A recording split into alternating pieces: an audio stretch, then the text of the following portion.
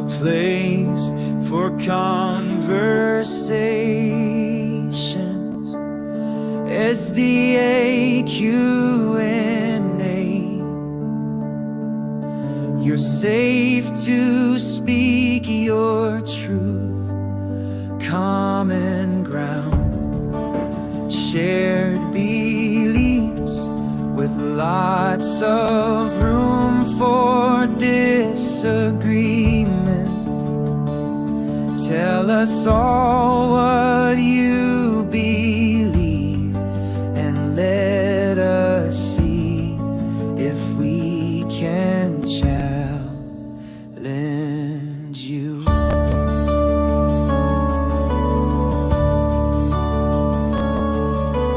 From all paths coming here to share their stories.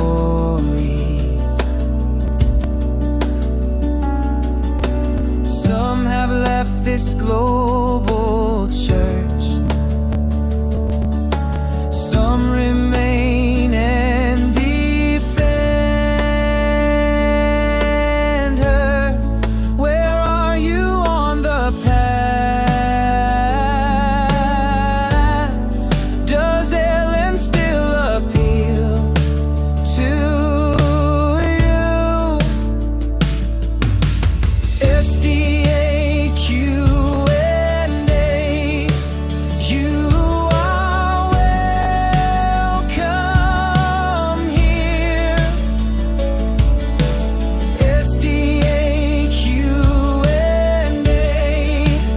you are welcome here.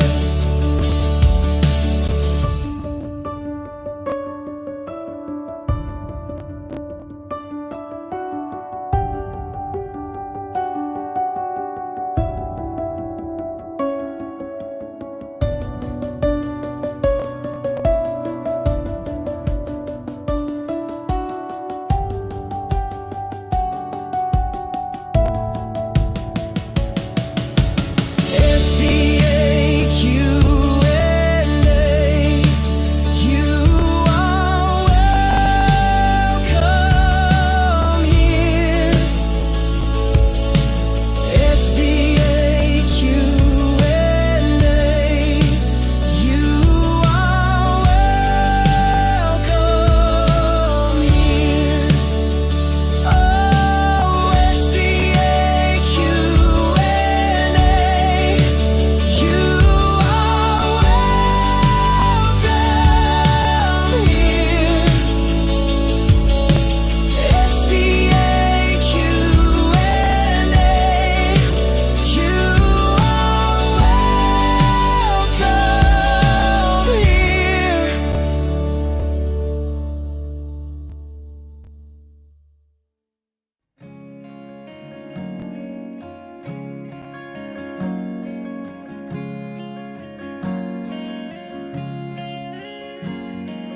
You love me so much more than I could ever know. Your love is deeper than this world will ever show. And all of life's beauty shines around this moment now. The sky and the cliffs, they seem to change my life somehow. And I will never be the same.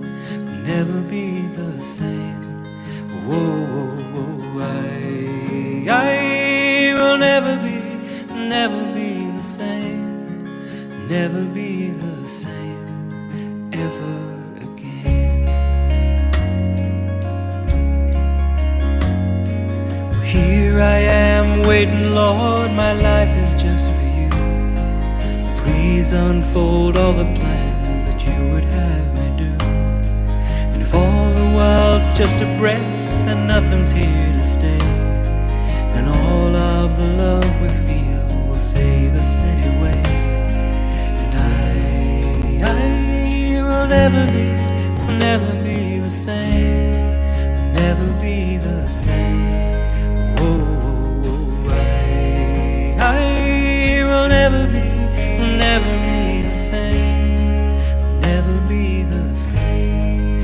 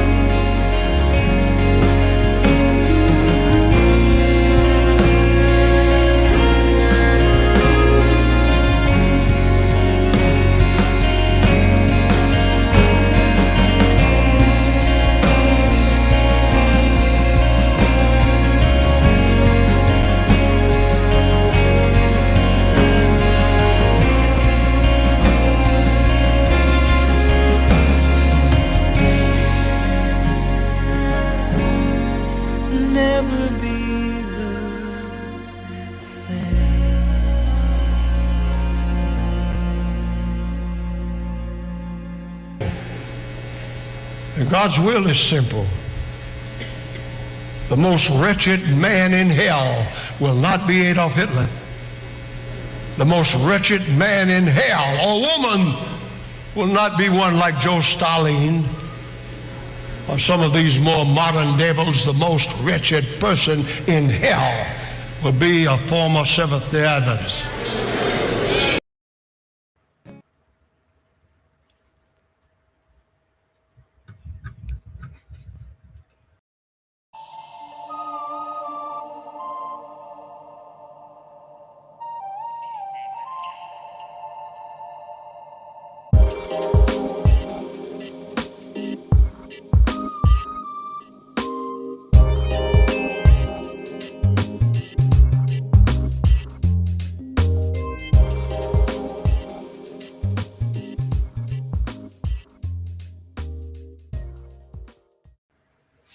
Hello, everybody, and welcome to another SDAQ&A. Great to have you all here watching.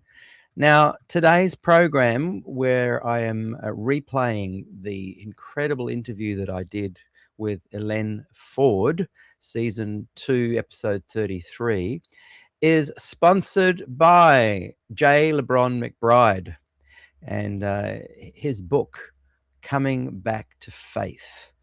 Easy to find. You just go on to the internet and type in one of your search engines for lebronmcbride.com and you can find his amazing book. So thank you very much to LeBron McBride, and who's a PhD. He knows his stuff, and Coming Back to Faith is a really, really great read. I highly recommend that, excuse me, that you go and check it out at lebronmcbride.com. Thank you very much for sponsoring today. I would not be able to do these shows without sponsorship like this and without your help. So if you are happy to lean in and go to paypal.me/Peter Dixon Music, just throw me a couple of dollars. That would really help me continue the program. Now, over the next few weeks, I will be probably not doing the show. It looks like, I think, the 6th or 7th of January, I will be officially kicking off again at this time. Depending on a few things, there are 3 shows that I really want to do. So they may randomly just kind of go live if I've got some spare time. But I'm going to take a break, enjoy my daughter's holidays, and going to really just kick back and enjoy being a dad and a father, and enjoy my little family.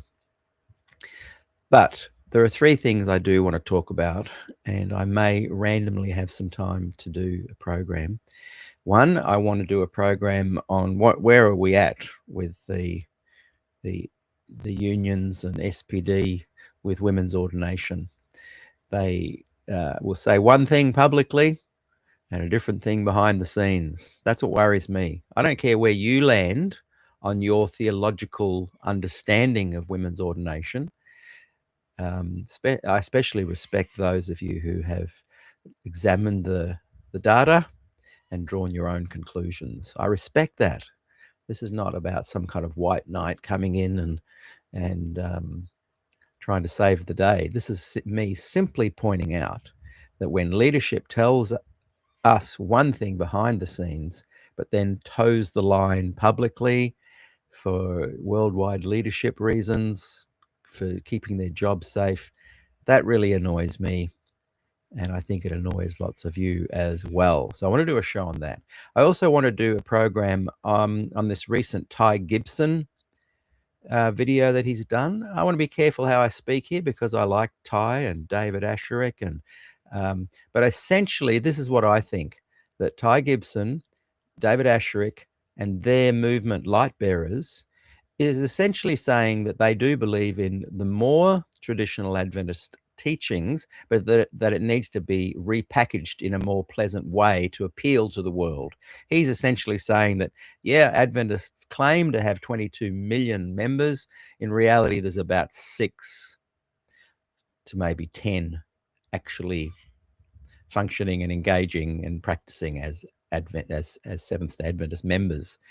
And that's pretty interesting. But his theory is that I think, he says that we need to get back to Jesus and promote this message better, because at the moment it's having zero impact. I agree with him. But when they, and this is my opinion, I could be totally wrong, but when they set up here in North New South Wales conference and became very influential in the conference, taking leadership positions or influencing leadership decisions and positions, they definitely were able to demonstrate how they package Adventism to appeal to young people, and droves of young people joined up with their Arise movement. However, upon closer inspection, as coffee was banned from North New South Wales Conference and various Adventist pillars and standards were brought into play, one realized that it was really just dressing up. And people have disagreed with me on this. Fine, I don't mind. I could be wrong. But having spent 30 years in North New South Wales and seeing the impact of these guys on the conference and totally shifting the focus of a progressive Adventism that we were introducing, to see that kind of unravel, was interesting. So the third program I want to do dovetails into that. There are so many people lately saying, what? How on earth can Adventists draw the conclusion of last generation theology from Adventist doctrine? How is this possible? And I laugh when I hear Adventists saying that. Adventist progressives are shocked. And I'm like, really? Have you not read any Ellen G. White literature? Have you not read Adventist source material? Have you not looked deeply at the true teachings and doctrines of Adventism of Ellen G. White? LGT, SDA, they're married together. They're marinated in the same juice. The whole point of Adventism is to have a last generation of people existing on the planet at one time, vindicating God, proving Satan's claim wrong that you can't keep the commandments. It's all about last generation and having one generation fulfilling that apparent Christ's directive and gospel. So that dovetails in with my Ty Gibson talk as well. So I do want to do 3 programs, and they might just drop randomly over the next few weeks, but officially we will begin again on the 6th and 7th of January, around that time. So what are your thoughts? I'm interested. I believe that the progressive Adventists, the Fordites, and those who lean to a wide variety of Adventist-style categories and on the spectrum of Adventism, I believe that their new theology unravels the traditional Adventists like Mark Finley, like Ted Wilson, like the majority of Seventh-day Adventists in the world. The progressive Adventist theology is new. It grew out of questions on doctrine in the late 50s. It is new. It is a new theology. It is a different theology to traditional Adventism. Traditional Adventists do not want the new theology. So you proponents of the new progressive liberal theology, you need to wake up and realize you are not going to change the Adventist church. Anyone who tries, as we're going to chat to Elenne Ford today, will realize they will get the Des Ford treatment in one way or another. And you guys need to just wake up and realize that you are not going to reclaim anything. You're not going to revise anything. Whenever you try, you're marginalized, suppressed, cancelled, kicked out. Forget it. Start something that embraces your theology. I was a progressive Adventist new theology guy. I spent 30 years here in North New South Wales promoting that kind of Adventism, and realized at the end of it all that I had only undermined true Adventism, real Adventism, Ted Wilson Adventism. But there are so many people within the Adventist church filling the vacuum. Ty Gibson is an independent ministry filling the vacuum. Doug Batchelor, these guys are all filling the vacuum. Conrad Vine, Ron Kelly, they're filling this vacuum of poor, weak leadership.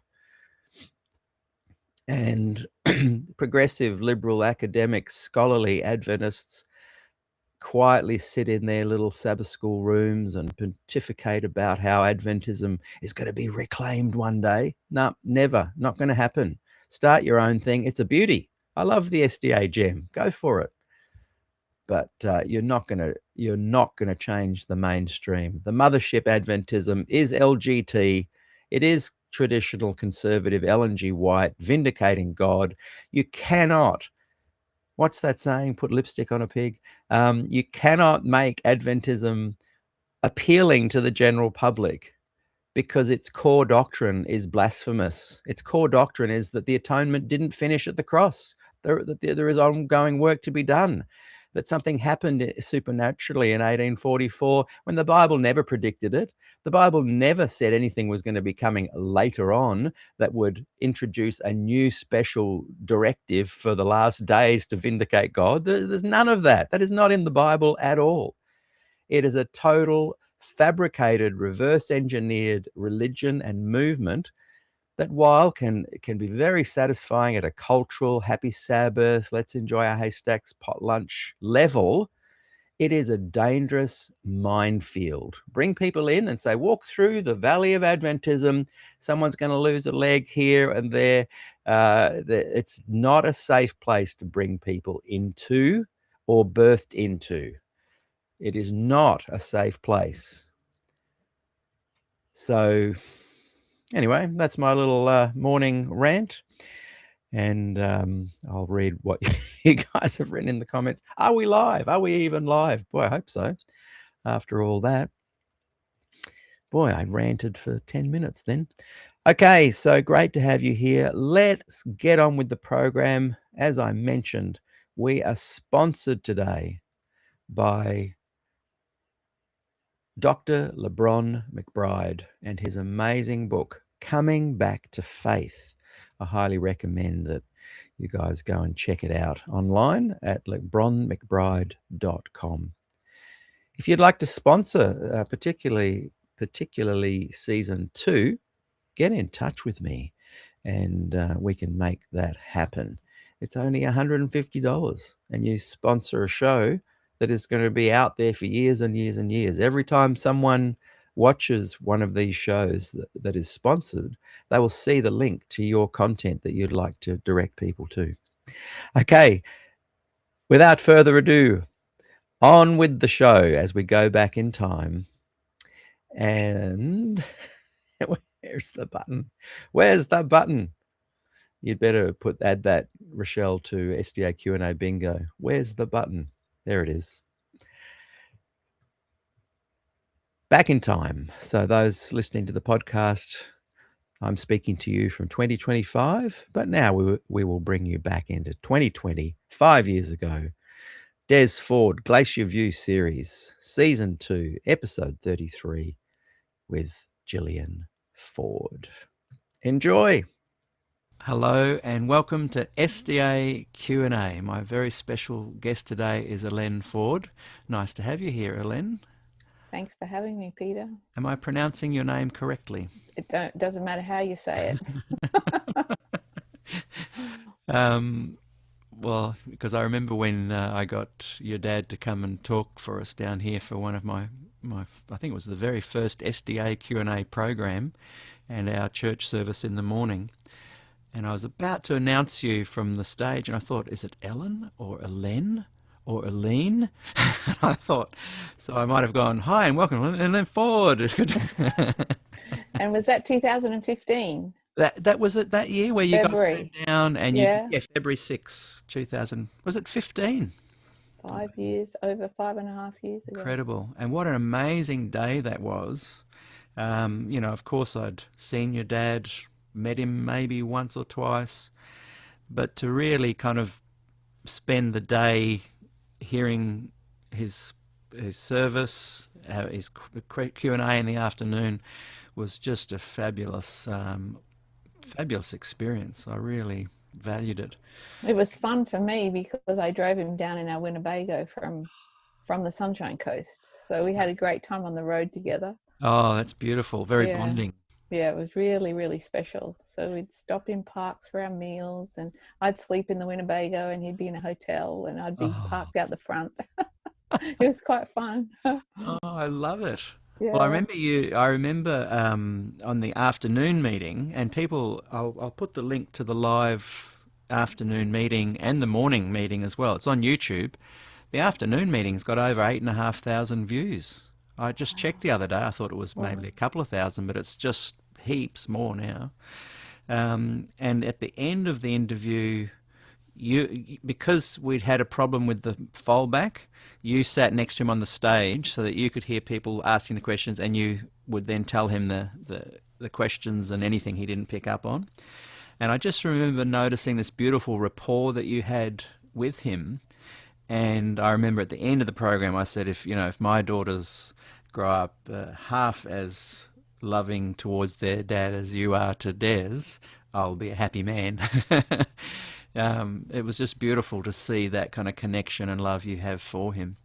And pre this conversation, you mentioned a little bit about your dad from the perspective of being a wonderful inspiration to you from not a God-fearing man, that's not the word I'm looking for, but from a beautiful person that presented the gospel to you.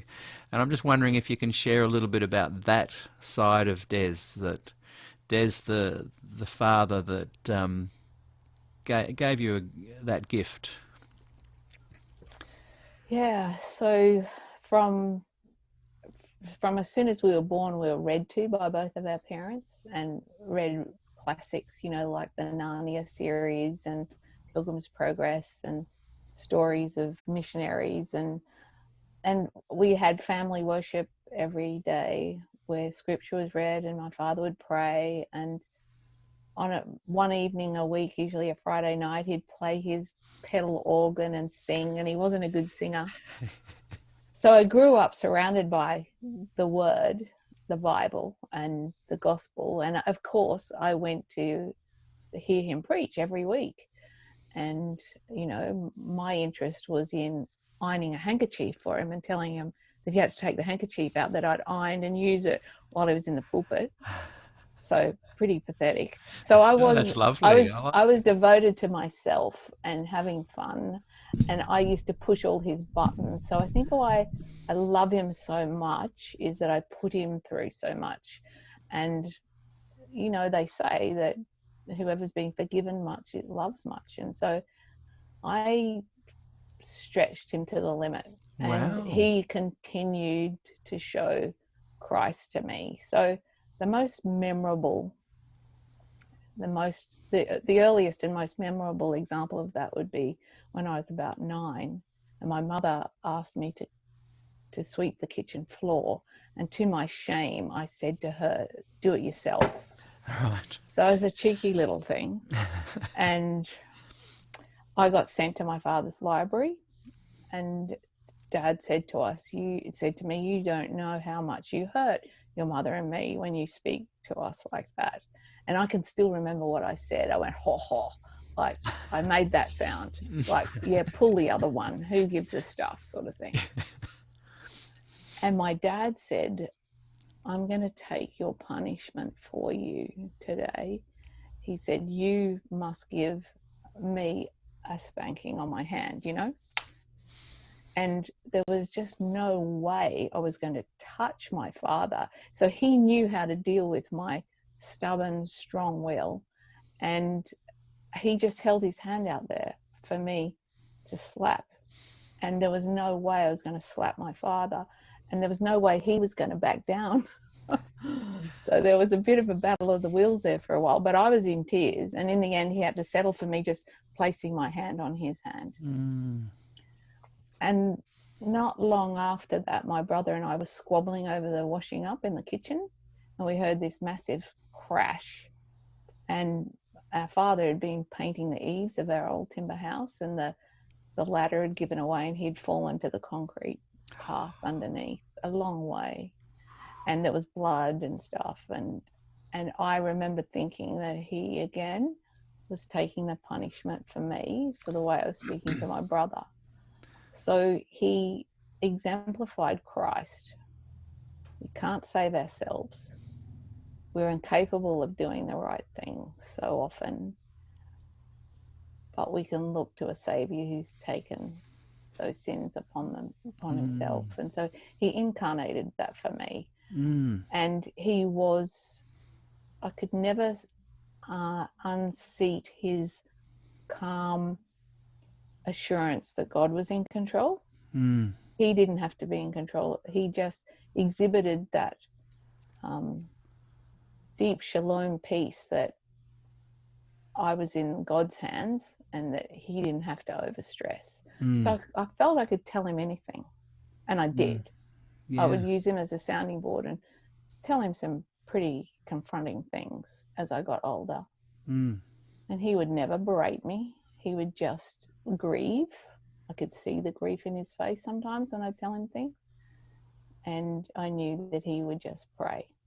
So it took a long time before I became interested in God. I had to work out that life doesn't work any other way, and that Scripture actually has a roadmap for life. But he let me work that out myself. So for that, I'm eternally grateful that he modeled that for me, because I think we learn more from people modeling for us rather than being told. Yeah. Oh, 100%. And you and I have talked a bit about where you're also finding out, you said there for yourself, he was creating an environment where you could be yourself, be authentic, ask him anything, question, and he was modeling there that he wanted you to be your own person and to grow into the fullness of yourself. Yeah. And sometimes he would say to me, Peter, he'd say, Elenne, only life is going to teach you. And he would shake his head with pain and grief, but he would let me know that my choices weren't going to lead me to a very good place. And he was so right, but I had to work that out for myself. And he used to say to me, you can't put an old head on young shoulders, only life is going to teach you. And he'd shake his head. And he was there when I got to the point where my life was really bad, and I felt like, well, am I going to think about God, or am I going to jump off a cliff? You know, life came to that choice, and he was there for me then. Yeah. And I bet he didn't say, oh, I told you so. No. He gave me a Bible, 1987, and he asked me whether I would read it for 5 minutes a day. And he said, anything you like, open it up, just choose a verse, read it for 5 minutes a day. Would you do that for me? How old were you, did you say? I was about 32. So I was born in 55. Yeah. So I'm nearly 65. And so he gave me this Bible, and he wrote in it, this book and the man of this book is the answer to life, or words to that effect. And just asked me to read it for 5 minutes a day. And so I started doing that for his sake, because of what he had borne for me, what he'd put up with for me. And because I sort of saw in his life that something amazing was working for him that I didn't see in many places. So he lost the love of his life, my mother. They'd always walk hand in hand every day. We'd never heard a raised voice or a cross word. They were so loving towards one another. And he'd lost her, to cancer at a very young age. And he used to lie awake at night listening to see if she was still breathing. And yet he was able to care for us 3 children, still preach, still teach theology at college, and had a really busy life. So I saw lots of hard things happen to him, and it didn't rock his boat. He remained steadfast of the confidence that God was in control. So modeling that for me was a big help. And so when I had that choice as to which way I was going to go with my life, here's an example of how taking the harder route and denying yourself on what you want and doing what God calls you to do, even if it doesn't make sense, I could see how that was the right way. But it took a long time. So starting reading the Bible in 87, it wasn't until April 95 that I really became a Christian. And even after that, it's been a slow journey because I have a very strong will and a very strong won't. Yeah, I like that. Like, I see that in my girls, 6 and 7, and I foster that. I like that rebellious nature, because it means you're thinking, and you're gonna find who you are. And Yeah. if you can just create that environment of safety around that. Yes. Yeah, so he let me explore, and I'd say to him, Dad, I don't want to go to school anymore. And he said, well, that's okay. You don't have to. I'm sure you get an interesting job as a secretary. And I'd say, I'm not going to be a secretary. That's far too boring. But do you know what I mean? His ego didn't depend on what happened to me. Yeah. He didn't need me to be anyone. Yes. He let me to be who God wanted me to be. Yeah, I like that.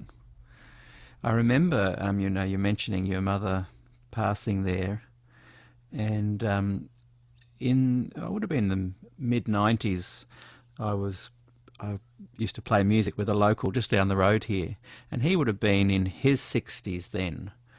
I won't mention names or anything, but for some reason we were chatting about some controversy in the church that was happening at the time, and we got on to talking about your dad. And so this is like 20 years ago now, I guess. So he told me the story of when his wife was dying of cancer, was the same time as your mother was ill, and Des would come and visit him and his wife, and he would go, but you're and also be looking after your mum as well. And he just felt it was such a gracious act that he'd never forgotten of how loving your father was to people in the community, He had deep compassion for people. Yeah. Hugely deep compassion, yeah. And whenever I'd met him, and particularly that day that we were speaking of, that he came down and did those 2 talks for me, and also later going up to meet him and do the first 3 interviews on the podcast, you'd just meet him, and the way he'd sort of shake your hand and look into you and say your name, and then sit back, and the first thing he'd be say, how are you going? I'm going to turn it back around onto the person he was. He just had that compassionate nature about him.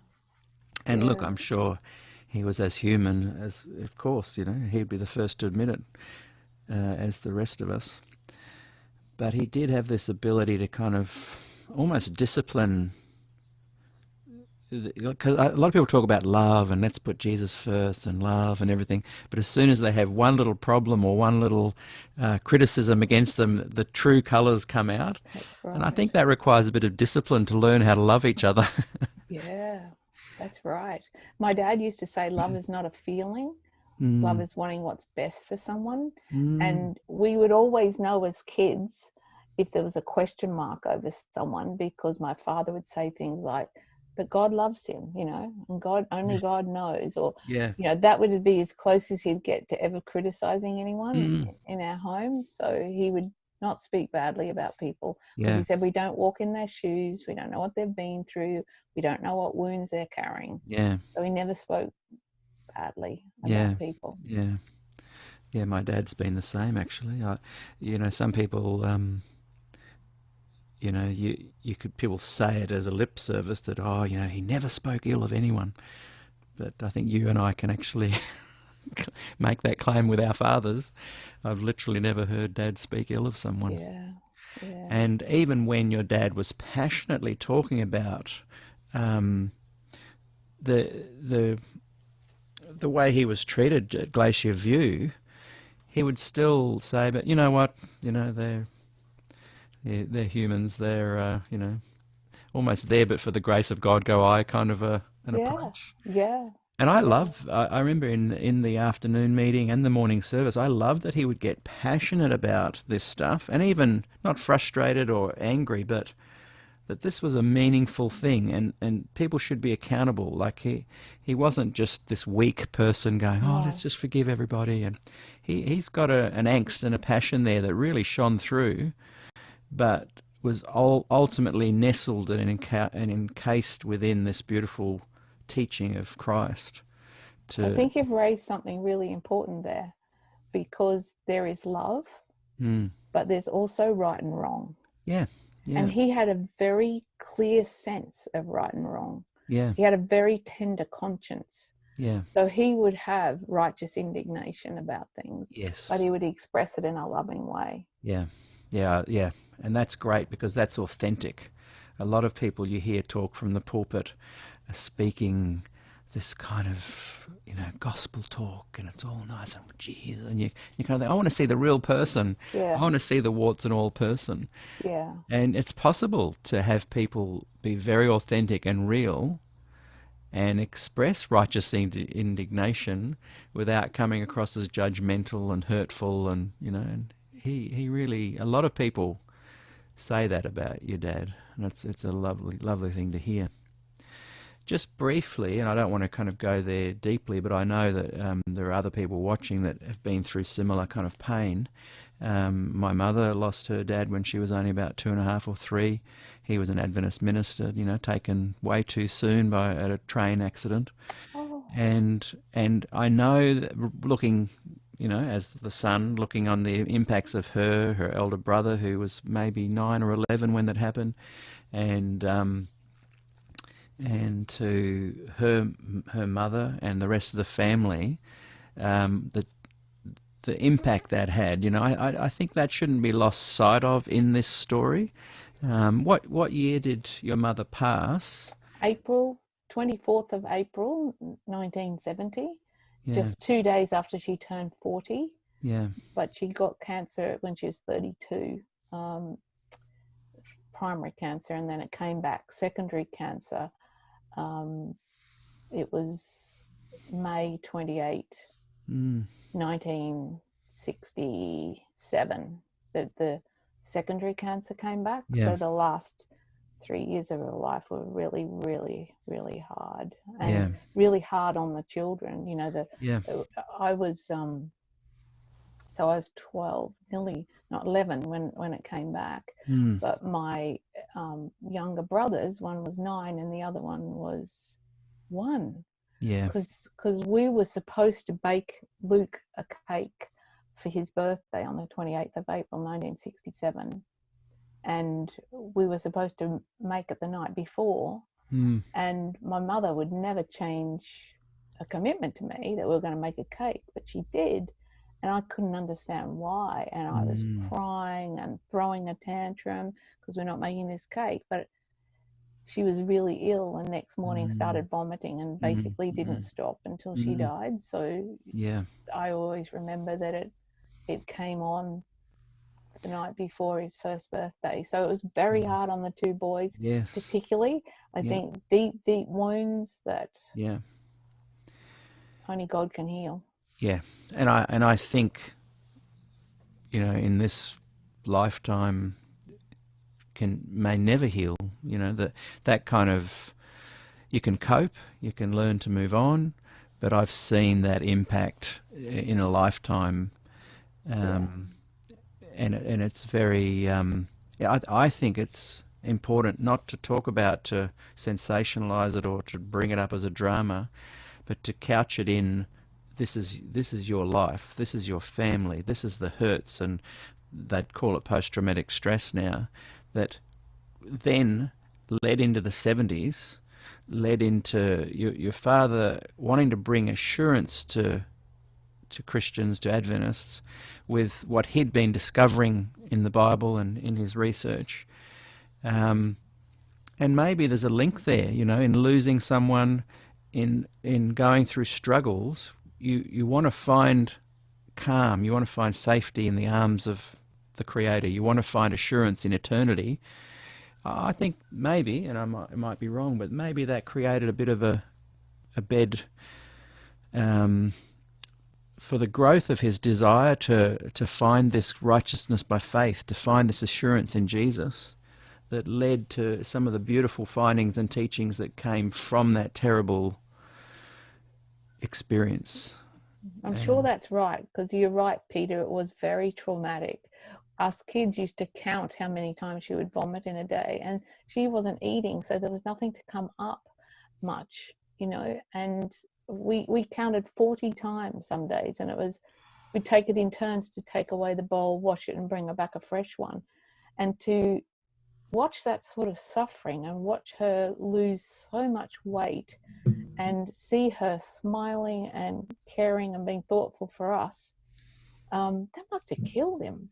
So he had to put his theology into practice in order to survive that. So it became real for him, more than ever, that we can find intimacy and support and love and comfort and peace through our shepherd father, our eternal sovereign God, who knows and who cares and who puts things right and who makes it somehow bearable for all of us going through those times. There were little grace notes in all of our lives that made it that much more bearable than it could have been. And to then kind of discover this assurance and go, look, I think I've got something here that can bring a little bit of joy to the Adventist community, to be treated with such a kind of political knockdown, and that must have been very difficult for him to take personally, and for you to kind of look on as well, to go, look, 10 years ago he's gone through this massive trauma, and now he's being faced with another massive trauma. What, as a daughter, what were your thoughts as you noticed, even from 1976 when they had the Concerned Brethren? No, Palmdale? Palmdale meetings where I think your dad was involved with, and they were going to try and find, don't end these meetings until you've come up with the answers, kind of thing, and the minutes were lost. That one, and then with the CBs coming out around even the mid 70s, to his amazing October 27, 1979 PUC forum, which took the world by storm with this kind of new light of a possible shift in perhaps the more legalistic approach to Adventism. As a daughter, can you kind of lead us through some of those key events of how you were watching him and how you saw the impact on him emotionally through that time? So I think the hardships that he suffered started when he was born. So I was aware of huge difficulties, from my memories with family members when they would visit, and challenges that he had right from the very start. So I think that's why he was excited as a teenager to find the gospel in Scripture, because it turned him from being someone who could have easily been depressed and very glum about how life was panning out for him. I think that it gave him a rock solid foundation to his life. And so the more life threw at him that was difficult, the more he would press into the Lord, so that we would just be amazed that he didn't buckle under criticism. He wasn't crippled by loss. Bad news didn't scare him. He would, like even in the last year of his life, when he'd have to get a big long needle put into his eyes because some drops had melted away his corneas, and he had to have a cornea transplant at nearly 90, and these big injections of anesthetic going in, all sorts of terrible things. He'd say to me, Elenne, God knew this before I was born. It's part of the plan. He'll give me the strength to get through. And so he never railed against it. He had this peace about him. And that's been there ever since I can remember him. And my memories go back to when I was 3 and 4 of him being an absolute rock, of him being a firm foundation, that in fact life isn't scary and that we can step out in confidence knowing the Lord's got us. And yeah, so he modeled that for me going right back, and nothing changed. Life kept coming at him and hard things happened, but it didn't change. If anything, it just made him closer to the Lord. I like that kind of strength. I think that's another good modelling that I think people need to remember throughout the Glacier View and post Glacier View era, where he was almost in a way modelling a strength that could have been picked up by a lot of the folk at the time. So tell us a little bit more. By 1979, how old were you then? So when so I turned 24 in 79. Right. Late towards the end of 79. So when the forum talk happened, that was So you're now at an age where you're really grasping what's going on, and in many ways. Tell us some of your memories of that talk. So you were there at the meeting? I wasn't at the talk. I arrived back in California in November to live and work in San Francisco. So I know I was with Dad when he got the news that he was going to be stood down from the college and sent to Washington, DC. So that impacted me in that. One of the big reasons for me moving over there was to be closer, because I was spending a fortune on phone ringing him. I think some years I'd spend $10,000 a year because, he was my go-to person, my mentor. He was the person I would process. I'm an external processor, so I'd need to process decisions with him, and he wouldn't try to influence me, but I would really like to process them with him. Yeah, so I spent a lot of money trying to keep in touch and get his wisdom. That's what I was looking for, his wisdom. So it impacted me because he went. So we got the news. I was with him when he got the news that he'd be moving to Washington, DC.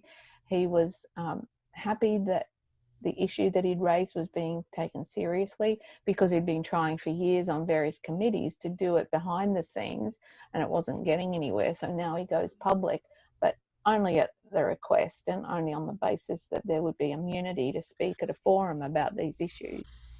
And he said, look, you sure you want me to talk about it? Because this is going to create waves. And he was assured it was going to be okay. Who would have been the people that were assuring him of that?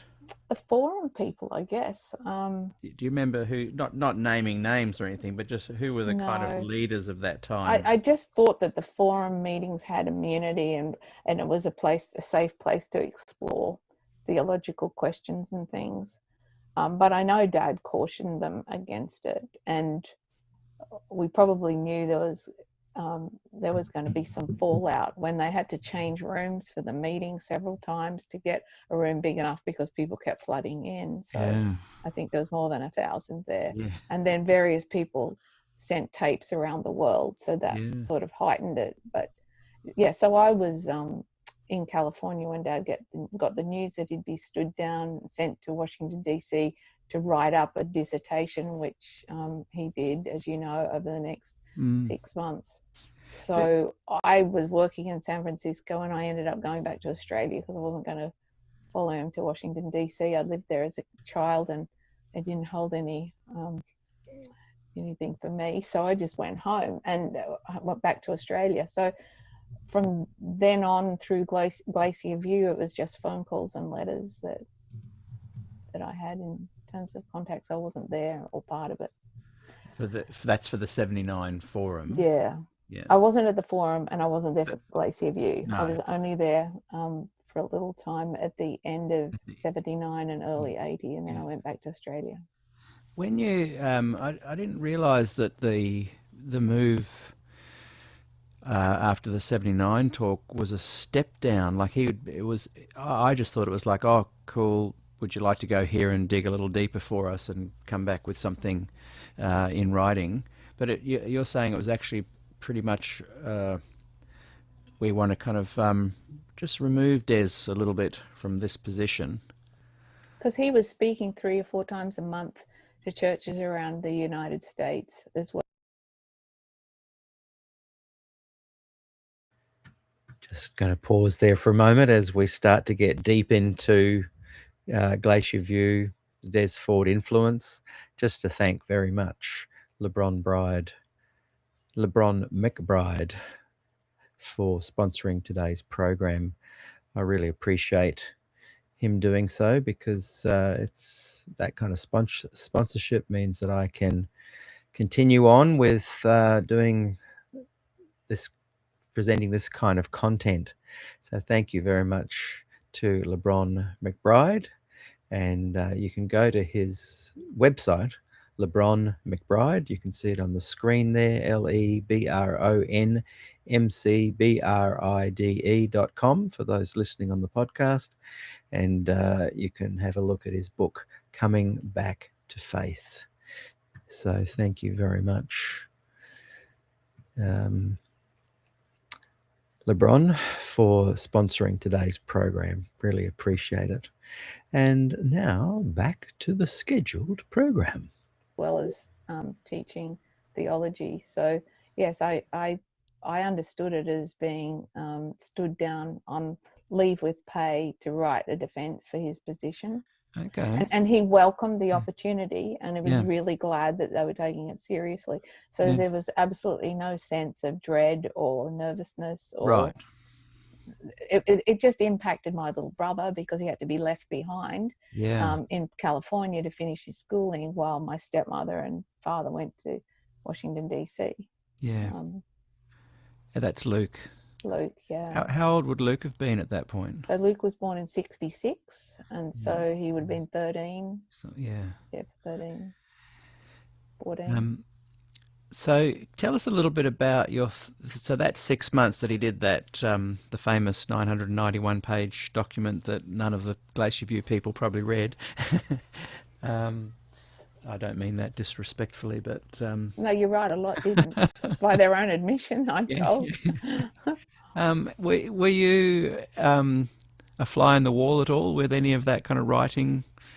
Did he talk to you a little bit about it during that time? Because I wasn't a Christian. I wasn't the slightest bit interested in the issues. Interesting. Not the slightest bit. So you I knew that I knew how hard he worked, and how, because I'd lived with him all those years. I knew he got up at 2:00 in the morning, and he would often joke with us at breakfast that he'd written half a book or 6 articles, before daylight, So I knew that he knew what he was talking about, and he'd be able to write a good defense. So I wasn't the slightest bit worried. At later on in your life, did you kind of revisit that book and read it, and then think about the time period? Yeah, no, I've never been interested in the issue, unfortunately. Interesting. I know why it's important. Yeah. That there be no such thing. That I know why it's important that he went into battle, and I agree with that. But I wasn't interested in the whys or wherefores of it, because it just seemed totally ridiculous to me, quite frankly, that anyone could get 1844 out of Scripture. I mean, I just... And I was really glad that he was trying to champion it, because I could see how it would undermine people's gospel assurance that they were right with God right now. I could see how that doctrine, if you could even call it a doctrine, could challenge people's assurance and undermine it. So I thought it was great that he went in to bat, but I wasn't interested in what their reasons were for it. I'm a bit the same. I find myself talking about it a lot, particularly in this series, but I don't believe anything happened in 1844, and I can well see how people, as I did as a child, had nightmares over the thought of the ramifications of the teaching or ideology or doctrine or whatever we call it, the dogma of 1844, the investigative judgment, the version of the sanctuary. I find it very difficult to find, like you say, it supported in the Bible, and B, how people can defend that we're just misunderstanding it if we think it causes fear. I think I know people. Yeah, I know people who've experienced fear, adults experiencing fear. But fortunately, I was never brought up with that doctrine. I was always brought up with the truth of what Scripture meant. So I always thought it was a bit odd. Yeah. I found it a bit embarrassing, really. Yeah. That they would bring, and it felt to me like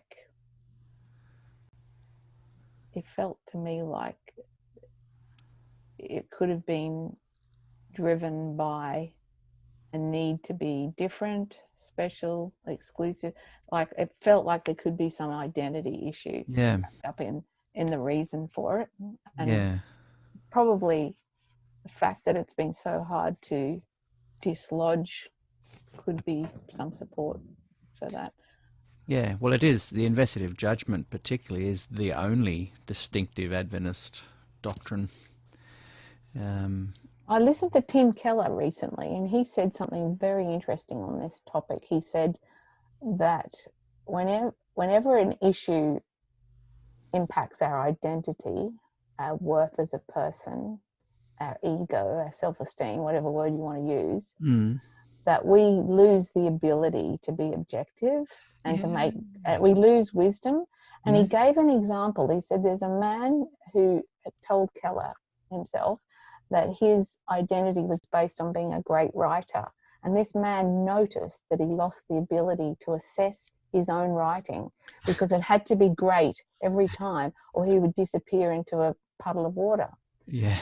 So when anything's connected to our identity, we don't make wise decisions, and we usually need a coach or a counselor to help us see reality. So I wonder whether that's the same for an organization and a denomination that gets its identity from somewhere, whether it loses its ability to be wise and to be objective.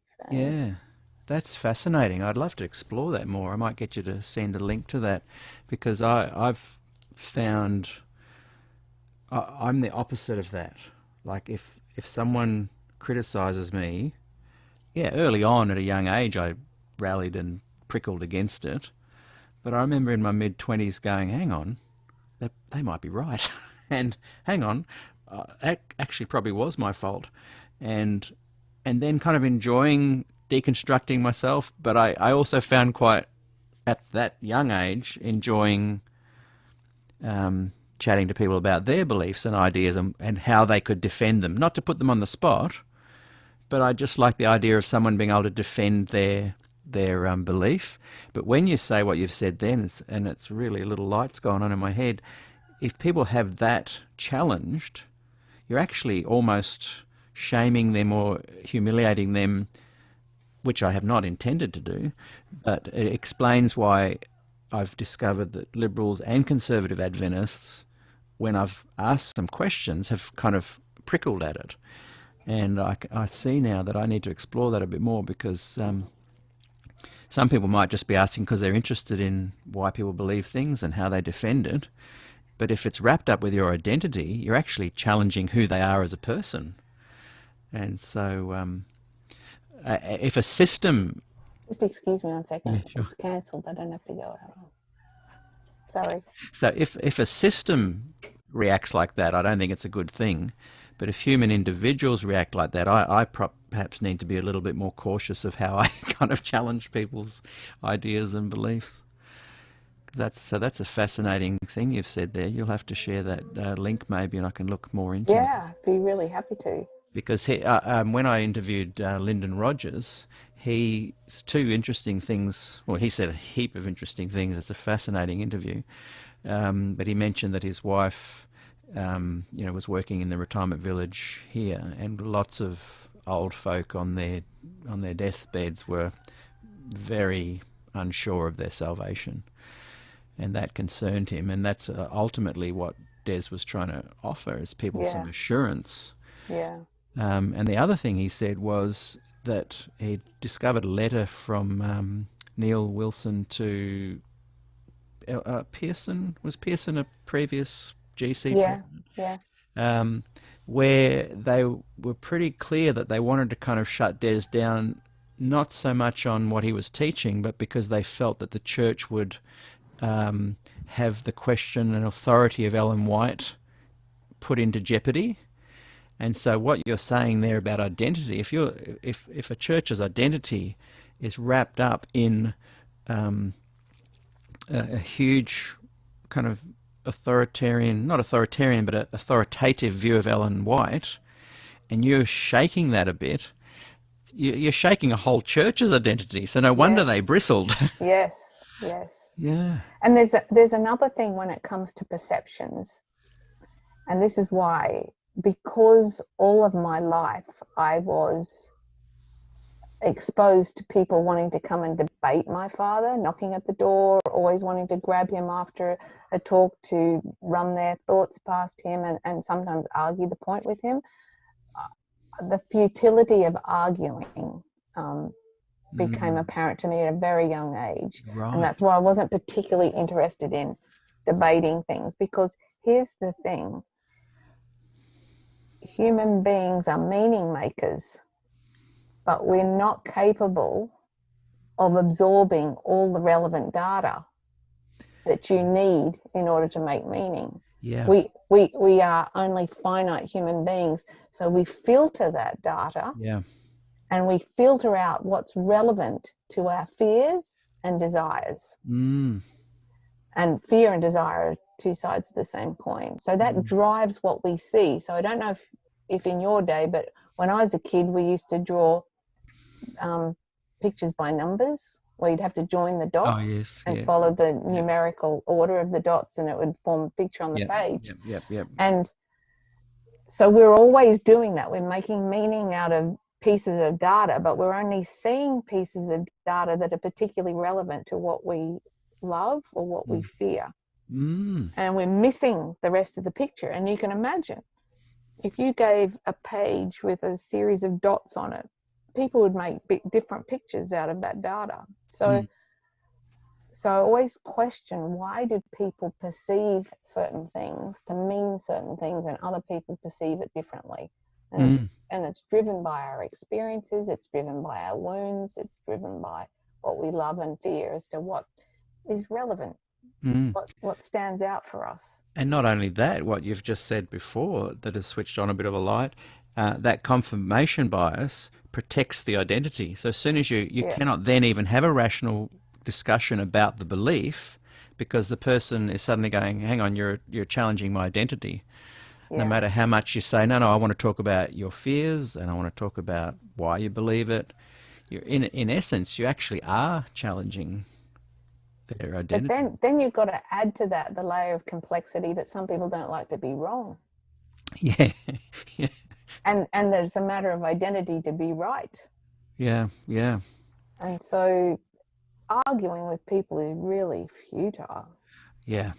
Now, ironically, your current kind of job is to do with dispute resolution, and I want to come to that later, but I just wanted to point out that there's an irony there with the sense of it's almost futile to help an individual come to some conclusions, but when it's connected to the health of individuals connecting with other people, relationships, you do need to have someone come in and say, let me help resolve this dispute.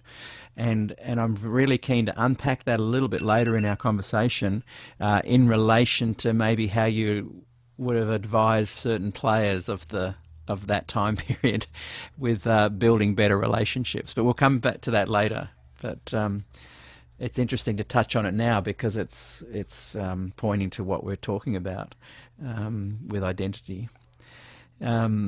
So bring us now from the dissertation, the manuscript, the 991 pages. which was I don't know if you got to see Steve Ferguson's interview, but it's a fascinating one as well, because he's a lawyer, and he's written a couple of articles from the perspective of one, if he was a lawyer at the time of Glacier View, would he have adjudicated it as an unfair trial?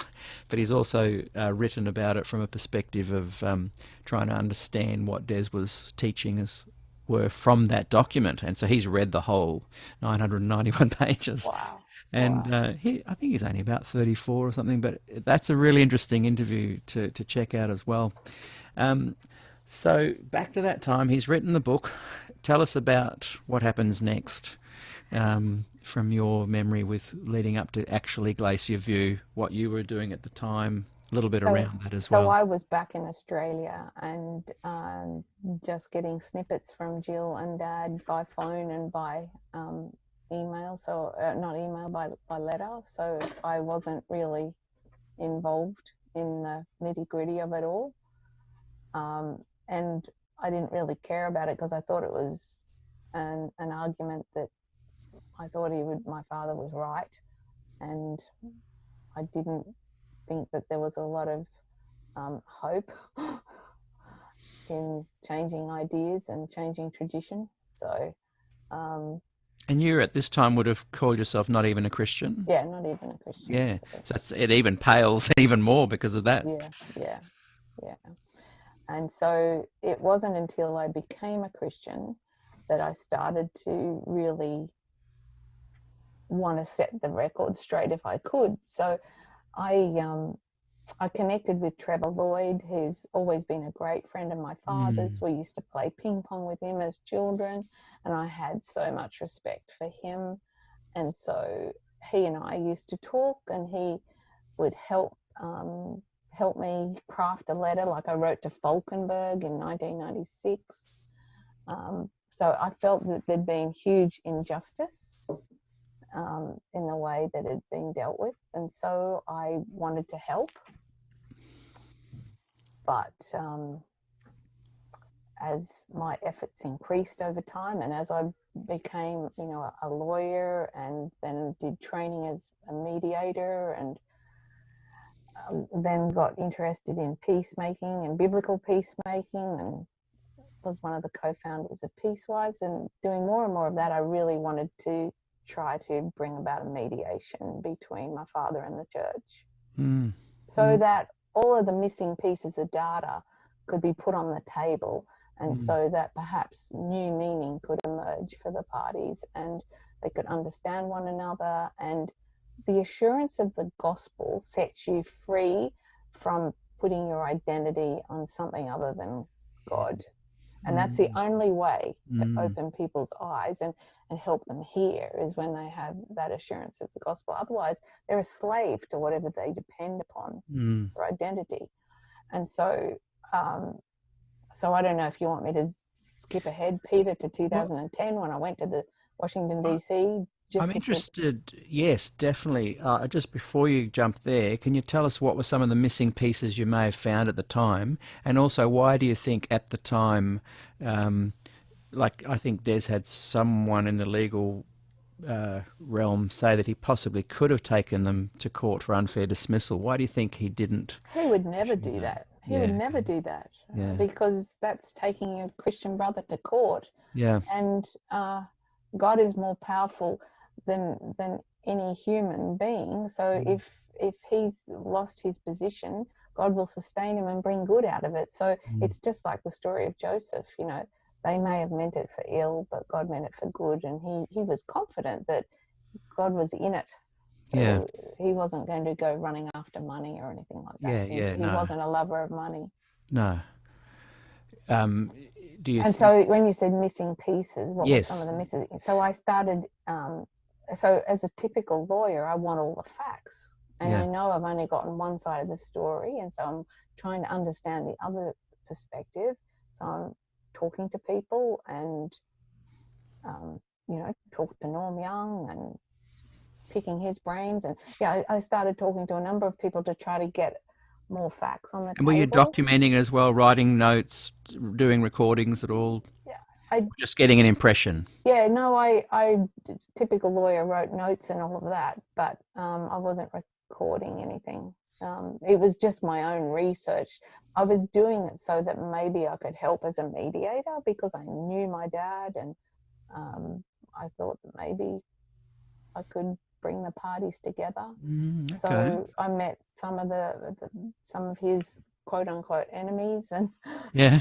people Wow. who didn't appreciate him. And I what think era was this? What years were you saying you were so. putting the So pieces together? So I started getting interested in peacemaking at the end of 2000, Right. Okay. and I did my first course in 2002, mediation course at Bond University. Right. So it was an increasing interest during that time, but I probably only started seeking people out and interviewing them, talking to them in 2009, probably onwards, trying to understand the story and seeing if I could bring about reconciliation.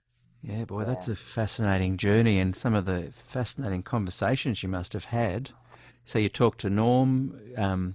Can you mention some names of people you talked to and what kind of you came away thinking about what they'd said? Yeah, I haven't reviewed my notes of this for many years. Well, I haven't reviewed it at all. I just kept the notes in the hope that I could do something. So, you know, I know that I met with Jeff Yulden on one occasion. I know that I talked to Arthur Patrick. Lots and lots of conversations with Trevor Lloyd, Barry Oliver, Bill Johnson. So I flew to Washington, D.C. and put myself in a hotel near the airport for 5 days so I could have ongoing conversations with him while he was talking to Jan Paulison, who was the conference president at the time, who knew that I'd flown into Washington. Wow. Just for that reason. I wasn't sightseeing or doing anything. I was just there to speak to Bill and his wife and to explore whether we could do something. Wow. And the upshot of it was that I needed to take it up with Barry Oliver, who was the president of Australasia. So Trevor Lloyd drove me to the conference office in Sydney, and I went in and had a meeting with him. And so they referred it back to more, you need to talk to the employers of the time. Yes. And because Barry was the SPD president, he represented those folk. Sorry to interrupt, and I'm not meaning to put you on the spot, but it's just fascinating. And Barry gave me a lovely, warm hearing. I mean, there were tears in his eyes.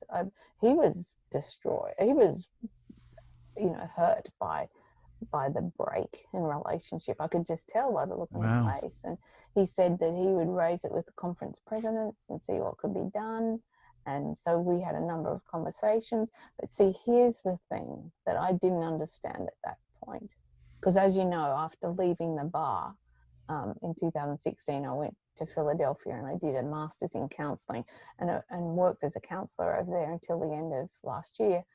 And it was only from doing all of that that I realised that when there's conflict and disagreement, it's so tempting, and it's usually the case, that it becomes personal.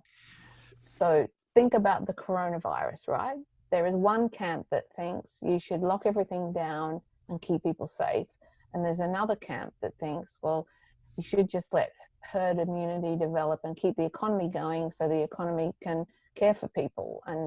And so you have two different camps, and it's probably multiple camps, but just for the sake of this example, can you see how easy it would be to say that somebody who supported the lockdown method of responding to the virus was a particular sort of person, and how someone who supports the economy keep going must be hard-hearted and lacking compassion for human lives, So you see how easy it is to translate the area of conflict into reflecting on them personally. Yeah. So as soon as you have conflict, you usually have negative assumptions about the other side. Yeah, and you polarize. And the longer the conflict goes on for, the deeper entrenched the neural pathways become, and the goat tracks, you know, the brain only goes in those grooves. And so my father was getting blamed for all sorts of things. He was being blamed for the 180 other ministers who left. And yet from a legal point of view, there was a break in the chain of causation there. That was, while my father might have raised the issue forum meeting in 1979, there were a lot of intervening events that brought that about that had nothing to do with him. There was no, but people had demonized him by 2010, and there was a great deal of antagonism towards him because he was attacking the church. And so it would then need Christian love and thinking the best of one another and coming together with a gracious, humble, teachable spirit, which is what you need in order for a conflict to be resolved. You need at least one party to have a teachable, humble spirit, and willing to listen, so that they can get a different view of their opponent. But that just wasn't able to happen. They weren't willing to come together. My father was willing, but Barry couldn't get any traction. Couldn't get the traction. Boy, I'd love to. And lots of other people tried. I mean, I know Arthur Patrick tried. I know Trevor Lloyd tried. As you know, going right back to 1983, I think there were meetings in San Francisco to try to resolve things, but it would have been good if they'd had an experienced mediator to facilitate those meetings, to understand both sides, see where the sticking points were, and come up with strategies to move parties towards one another. What was your father thinking during this time as you bounced ideas off him of your progress? He just said, don't get your hopes up. You know, he just knew that it was an impossible task. He didn't think they'd want to listen. They were too invested in their position. Why do you think, just from that perspective of conflict resolution, and I've often said to people that one of the reasons I'm wanting to talk about this is to bring out about healing, not the kind of resolution that you're talking about, but some kind of healing and resolution and a sense of going, well, we've really unpacked that topic. Let's do this, or whatever people decide for their own lives. Why do you think, this is the question, that lots of more liberal progressive Adventists are willing to kind of speak about this now, but it's almost impossible for me to get any church employee to speak and share their thoughts on it? Very good question. Very good question. And I'm not the person who can answer it because I haven't been part of the organisation since about 1975, I guess. Wow. So I've been a long time gone. And did you take your name off the roll back then? Just a quick divergent. I don't know. I didn't take any active steps that I'm aware of. So. Sorry to interrupt. Back to what you were saying. So this is the thing, isn't it? When someone's livelihood depends upon what they believe, that really changes the way they view the facts. Even subconsciously, you'd be wanting to stretch things so it fitted in with your employer's view. Because subconsciously, that would be a huge pull to not see it another way. And so it's very dangerous to be having paid employees deciding on things. And so I think there's a huge fear. That would be pretty normal. Fear about losing their livelihoods. And my dad got that. He understood that. And he never encouraged people to leave because he knows that they've got families to support. And he said that to me actually when I was up there visiting and doing that first podcast interview, that there's no way he was ever trying to say to people, look, you should leave and make a stand. He really understood compassionately that people, they're relying on paying mortgages. And so, again, from me, I've got no judgment on people staying and being quiet for whatever reason. But just from a sociological perspective, it interests me that I can get lots of retired Liberal progressives to speak, but I can't get any current employees to speak truly openly about what I know they think behind the scenes. Yeah, and that's always been the case ever since 1980. Mm. And that's part of the problem. You know, if everyone had gotten together and stood up together, we could have gotten somewhere. But so I just want to be clear that I don't have all the facts, remember? Oh, I haven't, like you, I haven't talked to the people who really know on the other side, but I have a lot of questions that I was hoping I could put on the table to find answers to. For example, they said that Glacier View was all about trying to bring about unity in a situation where my father had raised an issue that had created disunity. They said that that was the reason for it. So when all the delegates arrived at their consensus statement, do you think it's odd that they didn't actually ask my father to respond and say, well, what do you think? He was never publicly asked to respond to what did he think. It was read out, he was there, it was voted on, and no one turned to him and said, well, what do you think, Des? And the fact of the matter is, he was joyful. He said, I can live with this. Yeah.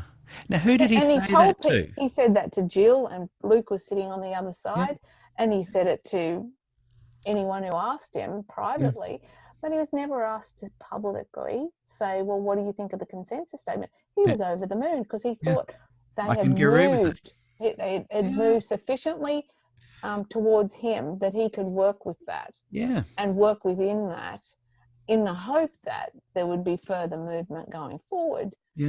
So if the whole reason is unity, and yet they don't ask the person who's on the other side of the fence, can you live with this? I think that's odd. And then here's the other thing that I have a question about.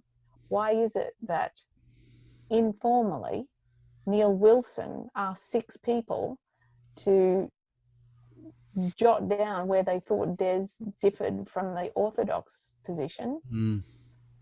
That was never a product of Glacier View. That little the 10-pointer around that, the 10-point statement. I don't think I don't have all the information, but I don't think it was an official committee where they got together, and I think it was done at short notice, just halfway through the session, like clutching at straws sort of thing. So why did all the delegates go home thinking, oh well, we got this consensus statement together, and someone told me that Des can live with it, so that sounds good. And then there's this little group after everyone's gone who whips out the 10-point statement, which they had said would not be used to judge anyone.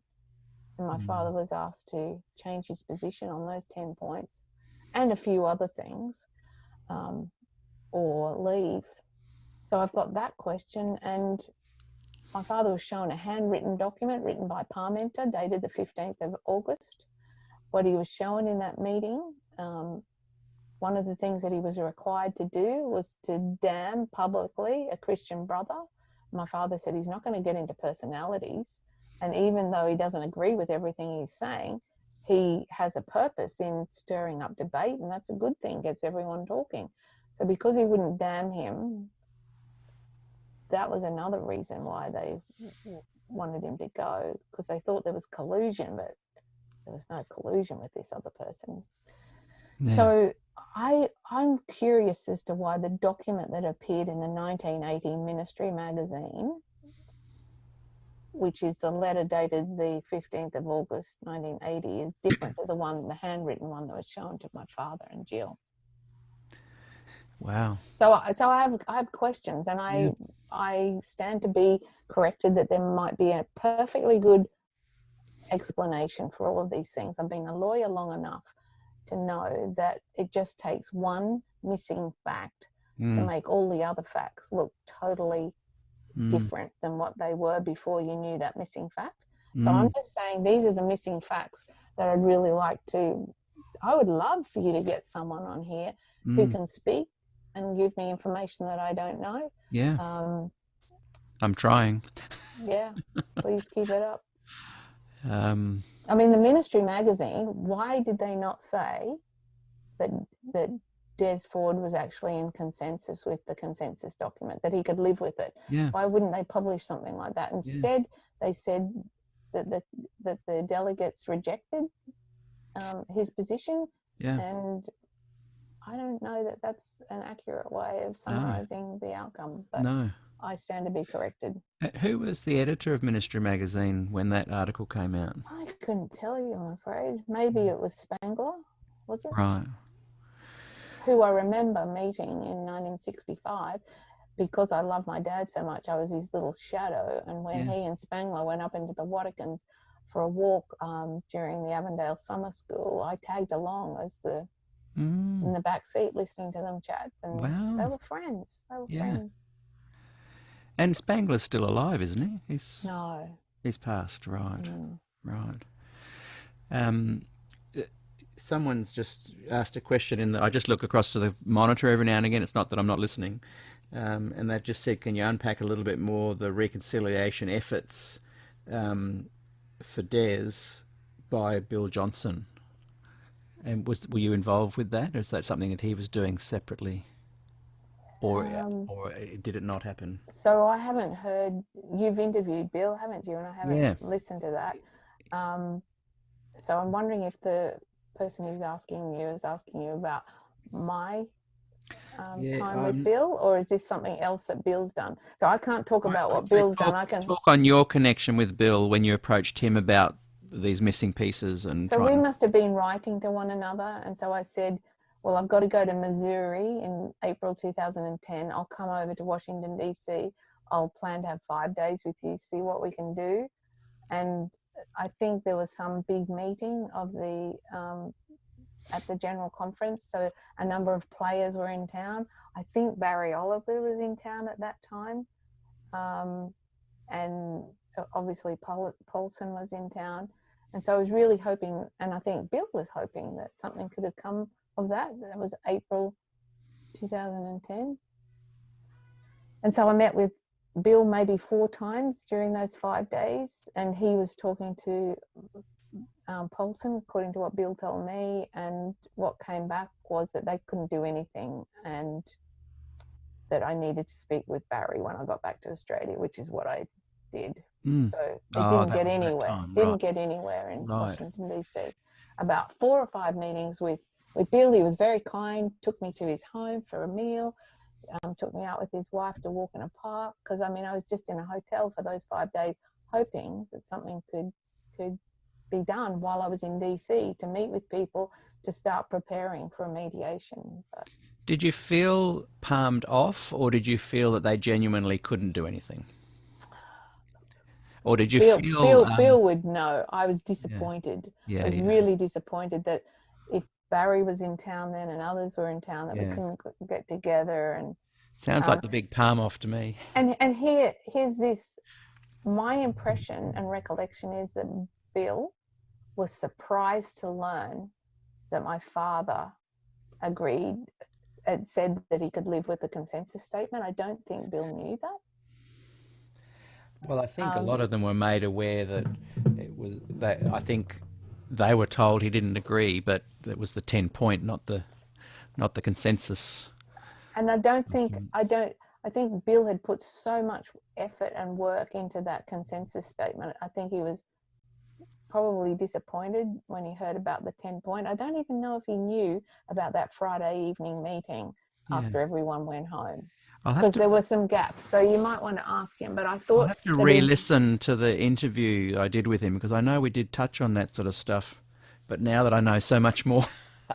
So my recollection of our time together in DC was that he didn't really know what had gone wrong. He didn't know about what had happened at the Friday afternoon in terms of the 10-point. But I could be totally wrong about that. I could be totally wrong, Peter. It's like when we were talking, everyone I've spoken to that kind of knows about the moving of your dad's memorial service off Adventist soil is kind of shocked about it. And yet when I talk to conservatives off the record, I have lots of conversations with Liberal employees off the record and lots of off the record conversations with Conservatives. And the Conservatives are like, we can totally understand why he wasn't there. That's an insult to us to have a memorial with Des Ford. Des was going to disrupt the church, and if people had followed Des' teachings, they would have eventually given up on Ellen White. They would have eventually given up in the investigative justice. They'd eventually not believe in 1844. So they saw the Des getting fired as a wonderful thing because the trajectory of what would have happened to Adventism that they assume would have happened has been headed off at the pass. I don't know why they say that, because my father loves Ellen White. He thinks that he named me after her. I know. I mean, he thinks she's great. He thinks she's not a prophet. She's a great minister and a great writer, but she didn't get it right all the time. Yeah. So my father used to say, a book is like a shop. You don't have to buy everything that's in it. But he loves lots of stuff from her books. I think that he has continued to believe what he has always believed. His trajectory and mine haven't gone off the rails. It's just the joy of knowing that we're right with God right now. Yeah. Is able to blossom. They have, I guess, their identity wrapped up in the knowledge that Ellen White was a prophet, that something supernatural did happen October 22, 1844. And so the letters I get, emails, messages behind the scenes after, because quite a few Liberal leaders have said, we don't believe, on this show, this platform, whatever we call it, that they don't believe anything supernatural happened that night, 1844. They believe it was providential. Fine, you can take that path if you want. But my point is that the Conservatives that then write to me are shocked that these leaders who have never said it all their lives are saying it now. They're in shock that they could be an Adventist and not believe something supernatural happened that night.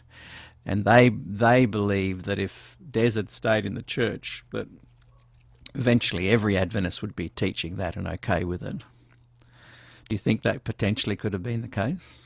And what's the harm? I mean, so what? Yeah. I mean, it's. Well, that's what I think.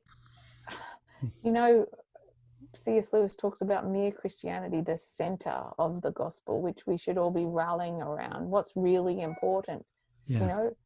Yeah. No one's going to know until God returns, Christ returns, and God explains all of that. No one's going to really know. So why would you let it build a barrier now in relationships? I know. Why? And why? Like, why would God place in a prediction that we are told in the Bible not to pursue predictions of end-time events? Why nestle within that prediction a gem that you're supposed to discover, something you shouldn't have been seeking, a new investigative judgment knowledge about the sanctuary that's going to have lots of meaning to the end times? Like, it's just, why? Yeah, it's quite just specific. say it's not for us to know the dates. Yeah, you're just better to wake up October 22 and go, oh, whoops, we made a mistake. And for people, but for some reason, the Conservatives do not want to have that as a mistake. And is it identity? And it might be because how can it be relevant? Yeah. Christ died for us. That was finished. Yeah, at the cross. He took our sins. He took our sins. Isn't that great? Nothing more needed to to happen. That's all that we need to. Yeah.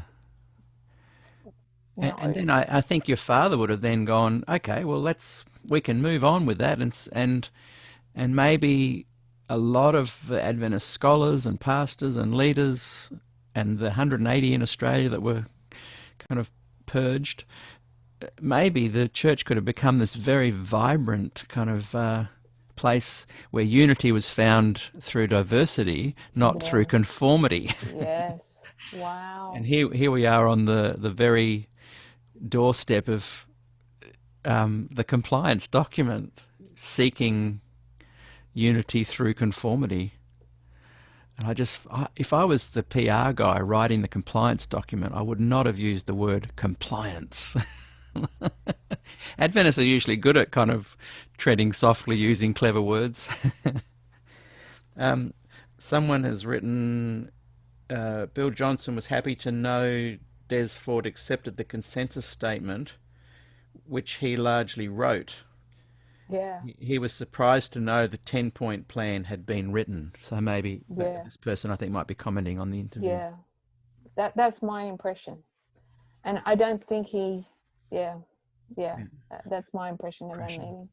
And someone else has added, Ford told an ad hoc committee chaired by the GC president on the Friday afternoon after Glacier View that he was pleased with the consensus statement Yes, and that he could live with it. that's right.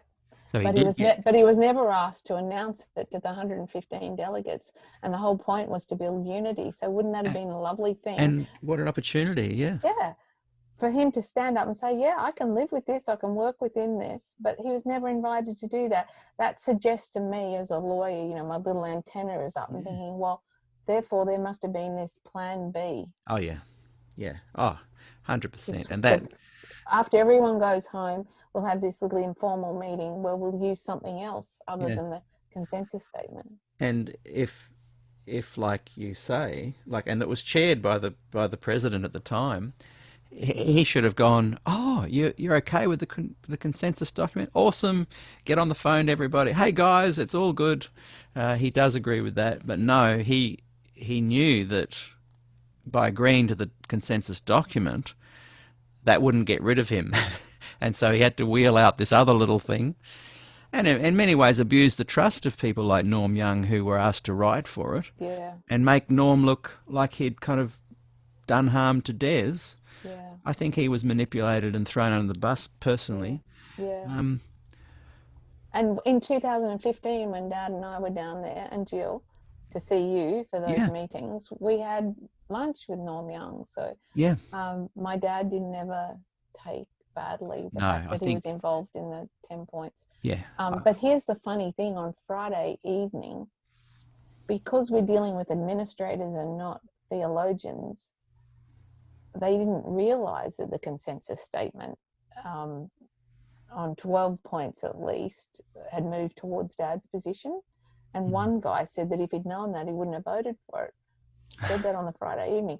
But here's the thing: because they weren't theologians, they even cavilled with my father's statement that on 12 aspects of the consensus statement, it had moved towards his position. They even argued that and said he was wrong. Well, Dad knows what he believes, and he knows.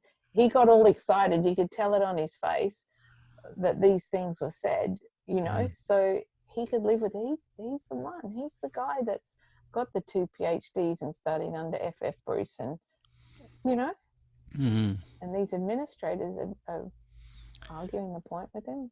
Anyway, How much of this do you think's got to do with not just politics, but interconnected dynasties and families? And like if you dig a bit deeper to some of the names, the detractors on Liberal and Conservative side, and I won't mention names at this stage, but there's some familial connections. Were they kind of trying to protect some power base there as well as being political to protect the authority of Ellen White, do you think? well, there's blood ties. If you've gone back generations and your family's been traditional Adventist for generations, there's a very great pressure on you to protect what the family has held dear all those generations. Hmm. So that's part of it, isn't it? Yeah. And then, so I think there is politics. I think there's, blood thicker than water, and Yeah. you've got to protect what's been dear to the family. And I know that some families have extracted promises from the coming generations that they'll hold true to the Wow. Adventist church. And so they're protecting something that has been very precious to Yeah.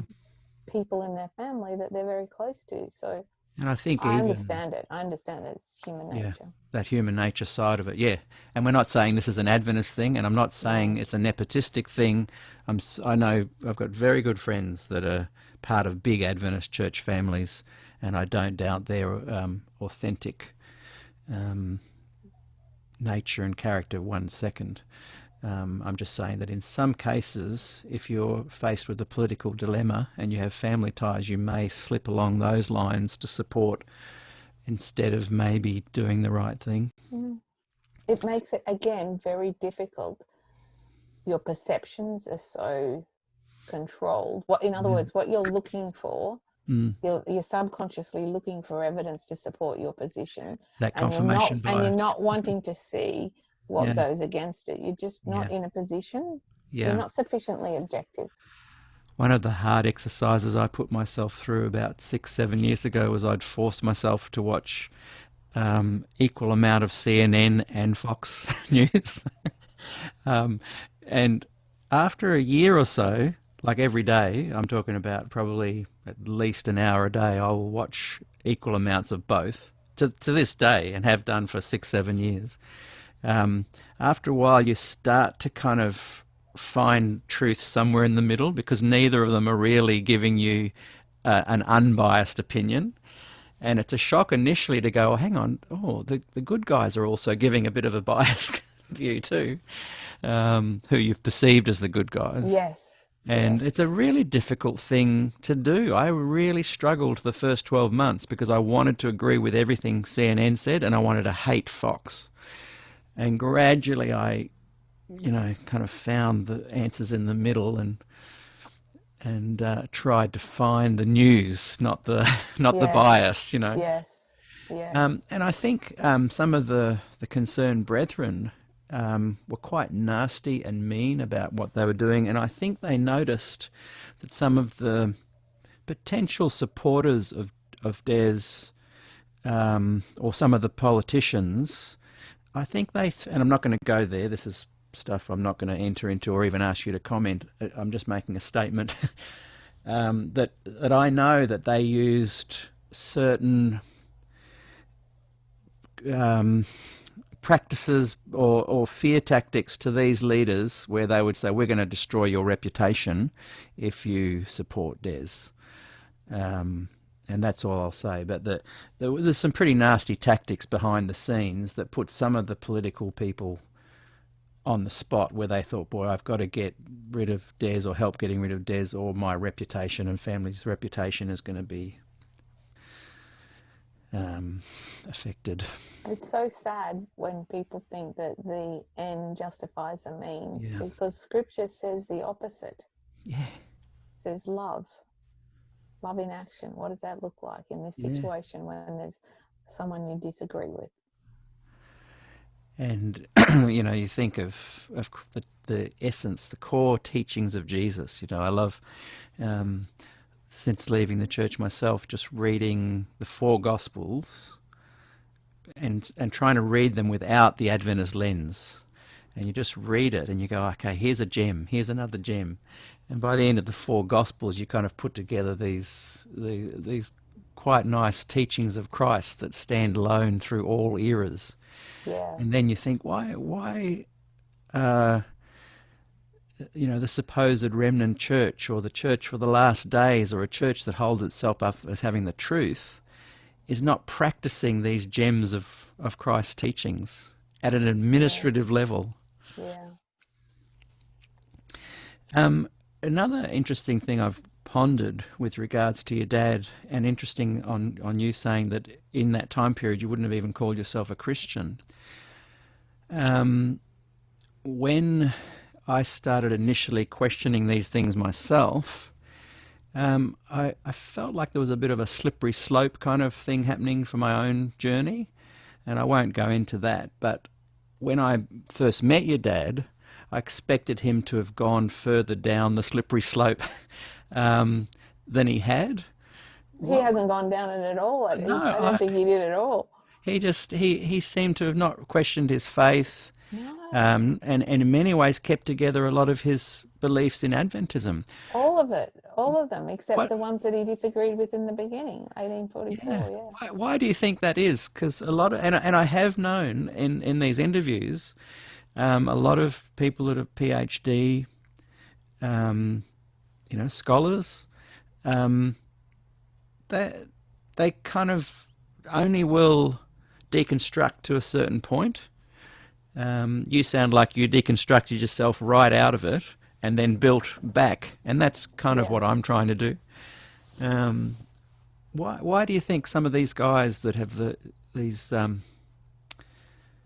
that raise questions but are able to kind of stop at a certain point?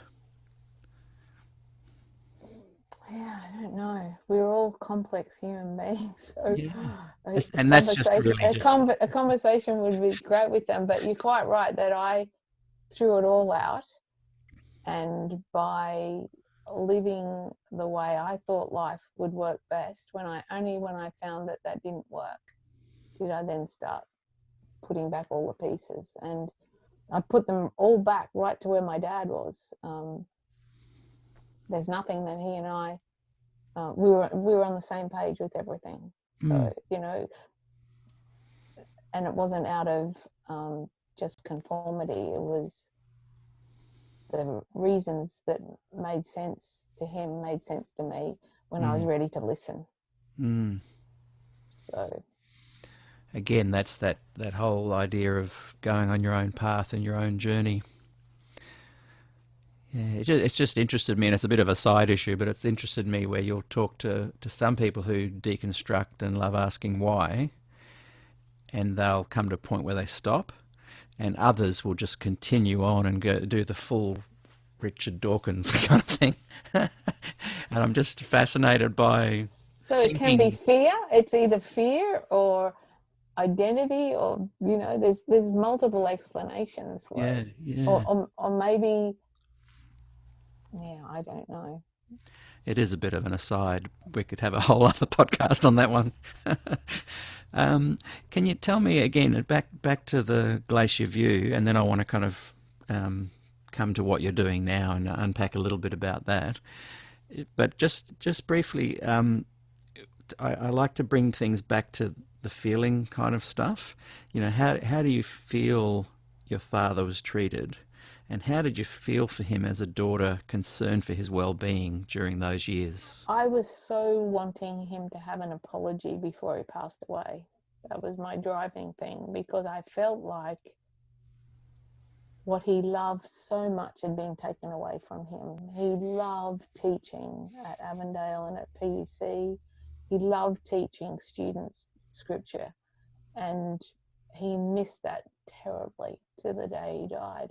And I thought that he had been harshly treated, even though I recognized I didn't have all the story. But I've been searching for the other side of the story to make sense of it, never been able to find anything where he was wrong or anything that he'd done wrong. I thought that he had acted as a Christian gentleman throughout. He wasn't willing to compromise his beliefs unless he was given good reasons, and he wasn't given any good reasons. And he wrote it all out there in a book. No one wrote back with a book and said, here are the answers. Yeah. They wrote something back that was really pathetic, Yeah. hugely pathetic. So I'm left with the conclusion that he was harshly treated, Yeah. and I really wanted to bring some honor and an apology, and for there to be some reconciliation before he died, and that didn't happen. Didn't happen. And so, What? as you know, I wasn't going to even talk on this show because I needed to put it behind me. Yeah. That the opportunity's passed now. Yeah. We've got to wait for heaven for all things to be put right. Yeah. And Yeah. it just kills me to see someone who loved people so much, Yeah. wanted to do what was right, loved the Lord, Yeah. to see him marginalized and thought of in that way, demonized Yeah. and blamed for things that weren't his, Yeah. but it didn't Cruel. make him bitter, and it didn't make me bitter, and it hasn't made Jill bitter, but Yeah. it's made us very sad. Yeah. And it was mean. No matter which way you look at it, it was just harsh. And whether you look at it from a sociological perspective, where you think, oh, that's just how sectarian movements eventually act, like it took 400 years for Galileo to get any kind of an apology from the church. And I love that your dad was just buoyant all the way through it. Yeah. He's like, oh, well, whatever. He knew he wasn't going to get an Yeah. apology, and he thought I was wasting my time, but he was willing to play along with me and answer all my questions and process what I was doing. And yeah. One of the things I'm so glad that you and Jill have accepted to be on the program, and Jill's helping me behind the scenes with getting people on the program, and so is Lance, is that I believe we are creating something very unique and special here. This is a document that can be used 100 years from now, 50 years from now, 5 years from now, tomorrow, as a resource where people can kind of dip back in and hear a lot of people's thoughts and views on it. And I think to have yours and Jill's story shared is a really important addition to that document. And regardless of the flack that I get from all sides for doing it, I'm just going to soldier on as long as I can, because I think of this document as being something valuable for people to look back on, and valuable because I think people will understand why Des should have received an apology, why you fought for an apology, and why I think one day he will get an apology. I'll be dead and gone maybe, but And me too. But I would love people to know what he was like, because what he was like publicly, he was like privately.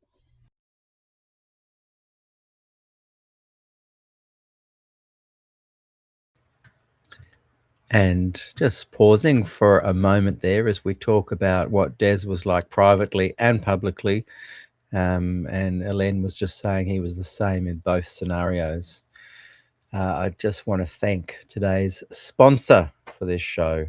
It's really wonderful to have people willing to provide some financial support, particularly with getting season 2 out there. There are 86 interviews. We're at number 33 as we look back and replay this season into the public sphere for the first time. They were on Facebook. Facebook has deleted them all. And so we're slowly making this very important series available for everyone to see on YouTube, where it can be kept publicly for as long as YouTube remains or offers the deals they do. So thank you for people like LeBron McBride, who has sponsored today's program. You can check out his book, Coming Back to Faith, if you go to lebronmcbride.com. Coming Back to Faith. Thank you very much, LeBron McBride, for sponsoring today's program. Back to Elenne, and there's not too much more to go of today's show. It's a slightly shorter one than some of the season 2 episodes, which reached 3, 4, nearly 5 hours, some of those interviews. And as we were just talking, I believe and hope that this series provides a resource that supports the legacy of Des Ford and reveals how badly he was treated, and how they still have not apologized, how they still try to write him out of the history books of Adventism. And yet Glacier View, August 1980, was a landmark event. Some have called 1980 and 1888 the 2 greatest schisms, events to have happened within the Seventh-day Adventist Church. So this is important, and I hope that these shows become a resource that people can look to for years and years to come. And yeah, back to this interview with Elenne. Very powerful. You saw the authentic person, and he was a person who loved deeply. Like even when he was in America and trying to do his PhD and preach on the weekends and do his coursework because Avondale needed him back by January 61. So he was working really hard, but us kids never had the impression that he was busy. He would sit on my bed and help me exercise my eyes because I had one weak muscle by me having to follow his finger around. So he would just sit there calmly doing that with me every night. Or when my mother went out for typing classes, we'd climb all over him like a human playground, and he would throw us up in the air and he would give us rides on his back. And so he was this lovely, available, playful, fun father who never got angry, So when I went over to the States in 2016 to do the Masters, I came home a number of times at the end of every semester practically, but I came home for Christmas in 2018. And as soon as I arrived, he said to me, Elenne, there's something wrong with me. I don't know what it is, but I think it's going to take me out. And I just want you to know, you to go back, and I'd finished my master's, but I hadn't finished my internship. I'd just started the counselling internship, which was really important to embed the master's. And he said, you must go back. Don't come home for my funeral. I won't be here, so there's no point. And he must have said it 20 times because he knew that it would be hard for me to do. Yeah. And every day we would have at least 3 walks together after I got home in December 2018. And we had a lovely day, Boxing Day, with his granddaughter came to visit, and she interviewed him and I filmed it, and he was very upbeat with her. The very next day he got really sick, and they found out that he'd had this lung condition for years associated with the syndrome he doesn't even know that he had. He was never diagnosed with it, but Jill and I think that that's what it was. But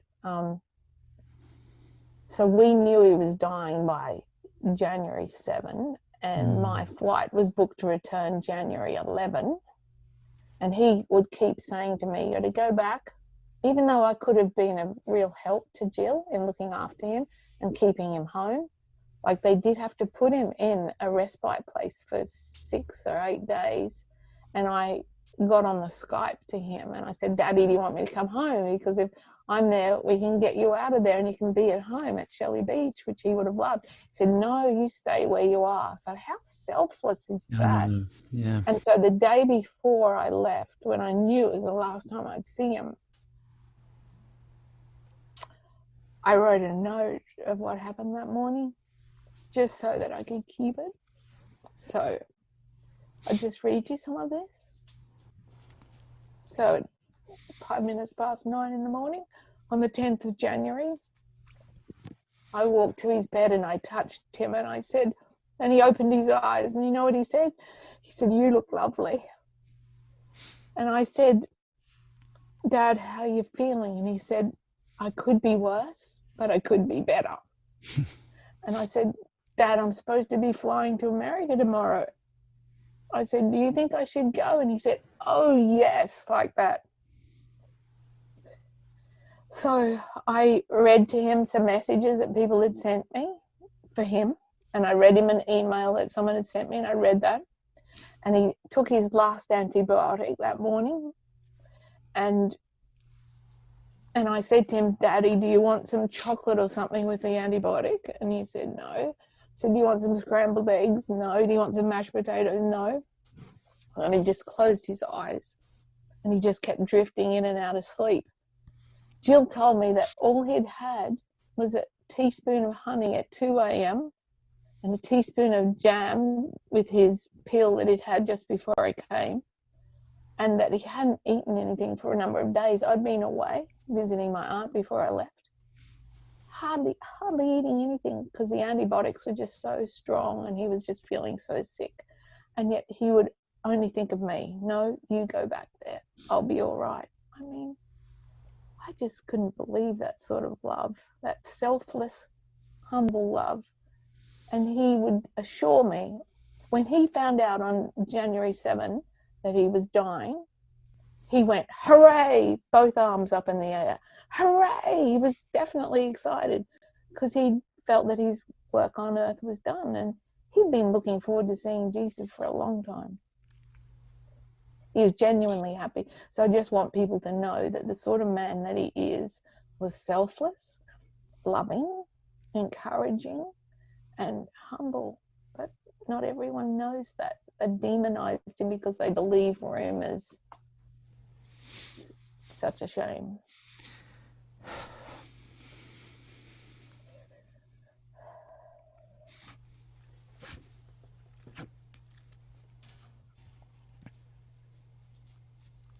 Oh, but they treated Christ like that, didn't they, Peter? They accused him of being a demon, the Son of God, the Saviour. So we shouldn't be surprised. And he wasn't. So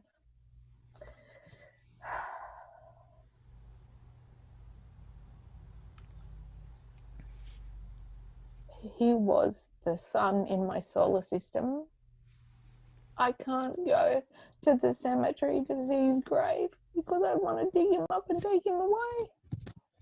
It's really crazy, isn't it? But I just can't bear to think that he's lying there in the cold, even though he's not there. I can't bear it.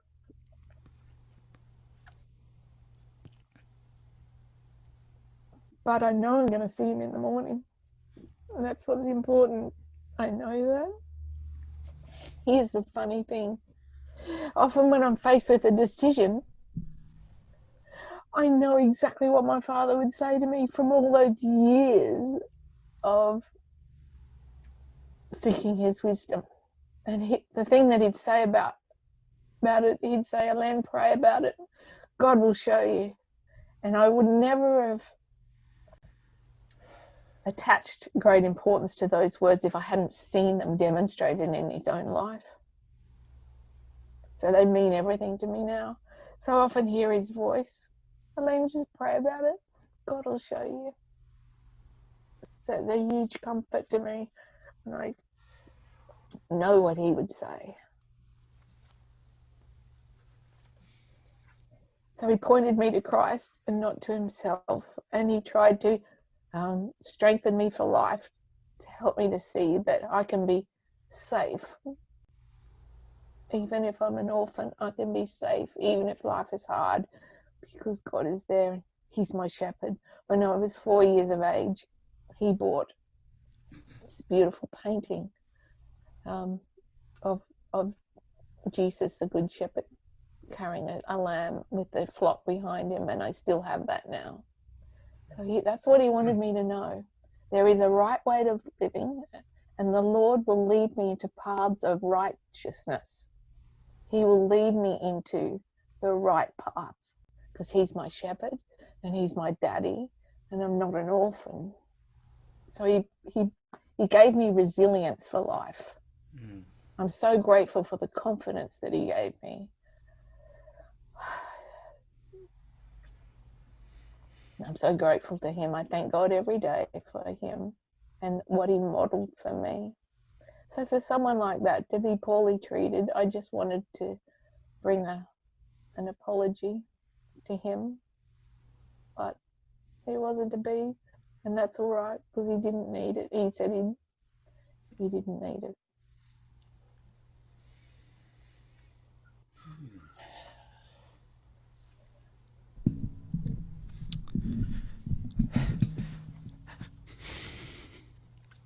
You might have to talk for me. I can't. You're probably talking too much, Peter.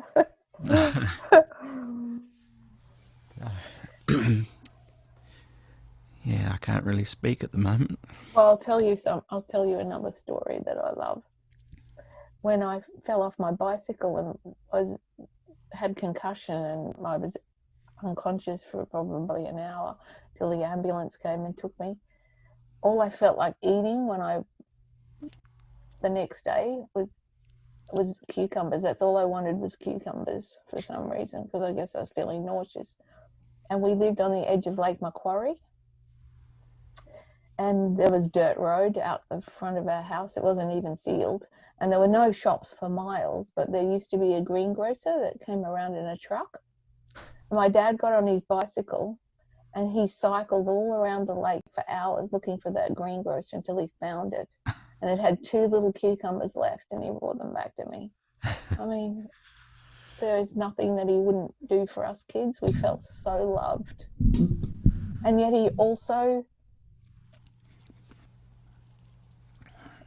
helped us to be adventurous. I remember that we paddled across the lake with him once to the other side from where we lived.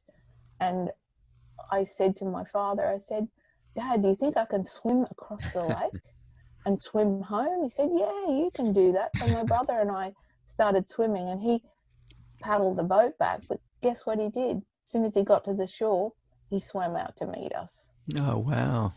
So he was the kind of dad that, yes, you can do this. He used to write that in the aerograms to me when I was studying law.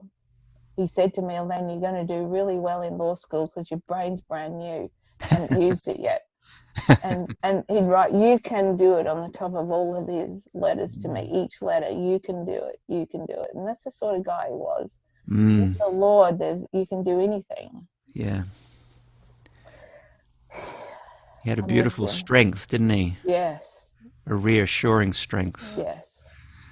In the interview we just had with Harry, we were talking about some of this time period, and I think he used the word timid, that maybe some of these guys that could have stood up for Des were a bit timid. And I don't want to cast aspersion on anyone there, because, you know, like, Des didn't, and who are we to know and judge their situation? But I think that if people want to see the kind of Adventism that is a legacy of Des's contribution to Adventism, there's a time fast approaching where people need to follow that example of Des, of just, you know, not being timid and really speaking up. And maybe that's a little bit over the hill and out of sight at the moment, but I think a lot of us have within us the ability to not be timid and to speak up and to speak strongly in support of the kind of ideals of Adventism that Des stood for. And so I just really encourage people that are watching to not be the timid type, you know, when that time comes. Believing that God can care for us, that He's our shepherd, that no one can mark up our life, because the Lord has a plan for our lives and He protects that. I just love that fact that we have a bulletproof life. No one can stuff it up. No one can touch us. Because look at Scripture. There's just so many stories of the way the Lord provides, and the Lord overrules bad things that happen. They put Joseph in a pit, and God had a plan for his life, and that pit wasn't going to stop it. And it's the same with Dad. Within, sorry, go ahead. No. Within some of the interviews that I've had, and I shouldn't start mentioning names because I'll forget people, but people like Ross Cole and John Den and David Thiel and John Rosier, and again, I shouldn't have started saying names, but in the inspiration they got from Des, I can see that shining through. And there was a moment in the interview I did with John Rosier where he started sharing his love of the gospel. Like, we kind of were talking about Des and Glacier View, and he was saying, well, Des means this to me, and Des would say this. And then he kind of just started, not preaching, but he just started sharing his love of the gospel. And I felt goosebumps because he'd grasped this kind of special teaching that I think Des has managed to infuse in so many. And as I interview people that really love the influence that Des had on their lives, this joy starts coming up within them. Yes. And that's the kind of Adventism that I like to hear people present, and it's because of people like your dad that championed this idea of the true meaning of love found within the teachings of Christ. And it wasn't a sooky love. It wasn't a fluffy love. It wasn't a. It was a. It was a love within the right boundaries. Yeah. Well, it was firm. It had boundaries, like you say. It requires discipline. Yeah. It requires control, self-control. It requires the ability to forgive yourself, to acknowledge that we're human, we make mistakes, to try and judge others way less than we do. And it's not an easy path. And Christ, cleared the temple with his a whip and a sandal. So it's not just an easy little happy lovey-dovey thing when you get yourself involved in the messy teachings of Christ. Yeah, asking ourselves, what does love look like in this situation? Is a powerful question to reorient our heart. What does love look like in this situation? And it's a wisdom question sometimes, and sometimes it's a moral question. And there's no doubt about it that the scriptures give us a road book for how life works best. Yeah. We can't trust ourselves because we're too invested in outcomes. Our perceptions are warped, we're self-deceived. So we need a road book that's apart from ourselves and what we think is the right way to live. We cannot trust ourselves. Yeah. And that's why I guess it's evident that throughout history there's Lao Tzu, there's Buddha, there's Christ, there's people that emerge constantly trying to give people a framework and a path because they've perhaps discovered some of these truths. And I think your dad grasped that truth and saw where it could bring light into darkness. Yeah, because we condemn ourselves all the time. He used to say to me that Martin Luther said legalism is the oil in our bones. We're always feeling that we're not good enough, that we've failed, that we're disappointed, don't live up to our own expectations. So what do? You reach for a bottle, you reach for fun, you go shopping, you're always trying to anesthetize yourself from that. So the gospel is such good news that we're forgiven and there's nothing more to be done. It's done. It's in the past. It's about someone else. It truly is the only way that life works. Everything else will make us a slave. Everything else but Christ will make us a slave. I want to touch on your current work, but it feels like we've entered this little sacred space that I kind of... You don't need to say anything about it. It's all good. We can maybe have a part two. It's okay. No, I don't want it to be about me. I want it to be about my father. Well, so. I was meaning with relationship to how you might have, with the knowledge you have now and the work you do now, how maybe you could have been an advocate back then, but I feel like we've indirectly covered that. Yeah. And this beautiful, the last few minutes of thoughts that you've shared are just, very moving. Thank you for the opportunity, Peter. I really appreciate it. I just want to do it for the sake of my dad. So thank you. Thank you, Elenne. Thank you, Peter. And we'll look forward to crossing paths again. As my dad would say, see you here, there, or in the air. Thank you, Peter. We'll leave it there. And thank you. Thank you very much. Wow, what a powerful conversation interview there with Elenne Ford. And it was very moving and so fitting to hear the things that she said about her dad. And what an incredible human Des Ford was, and may his legacy live on. Those listening to the podcast, this is now back into 2025, and maybe some of you are watching 20 years on from now, and it's 2045. Am I still doing the show? Who knows? I want to thank very much LeBron McBride for sponsoring today's program. If you would like to check out his book, Coming Back to Faith, you can on his website, lebronmcbride.com. And thank you very much. Really appreciated your support, LeBron, and the many of you who have supported this channel.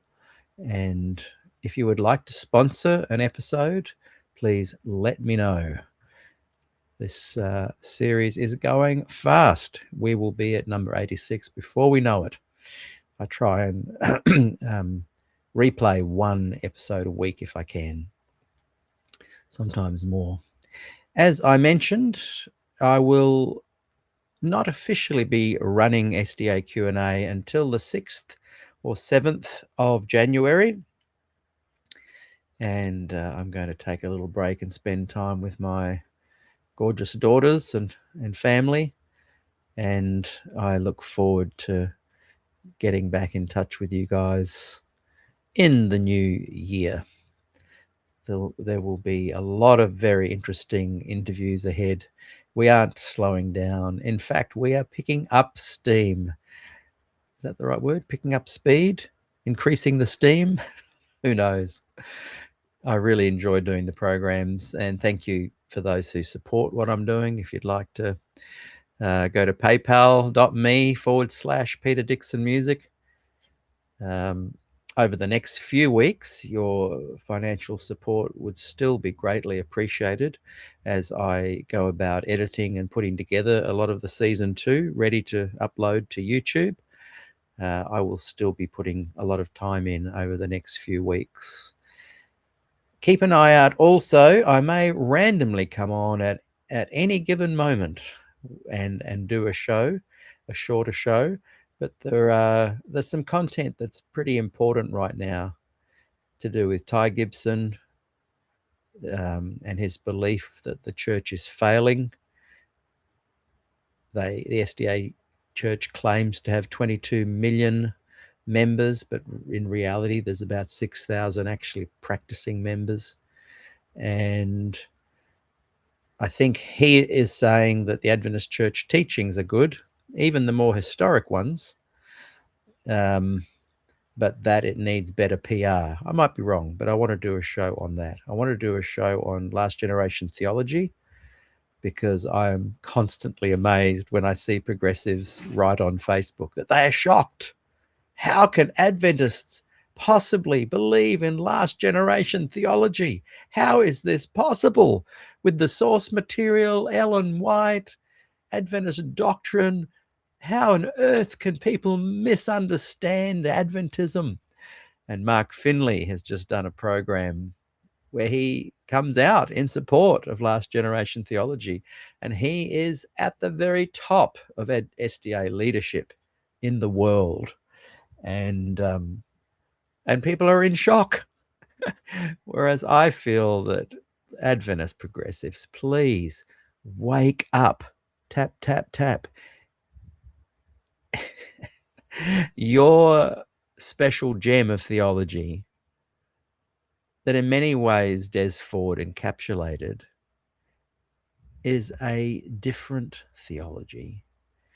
And your hope that you can reclaim Adventism is a very naive one.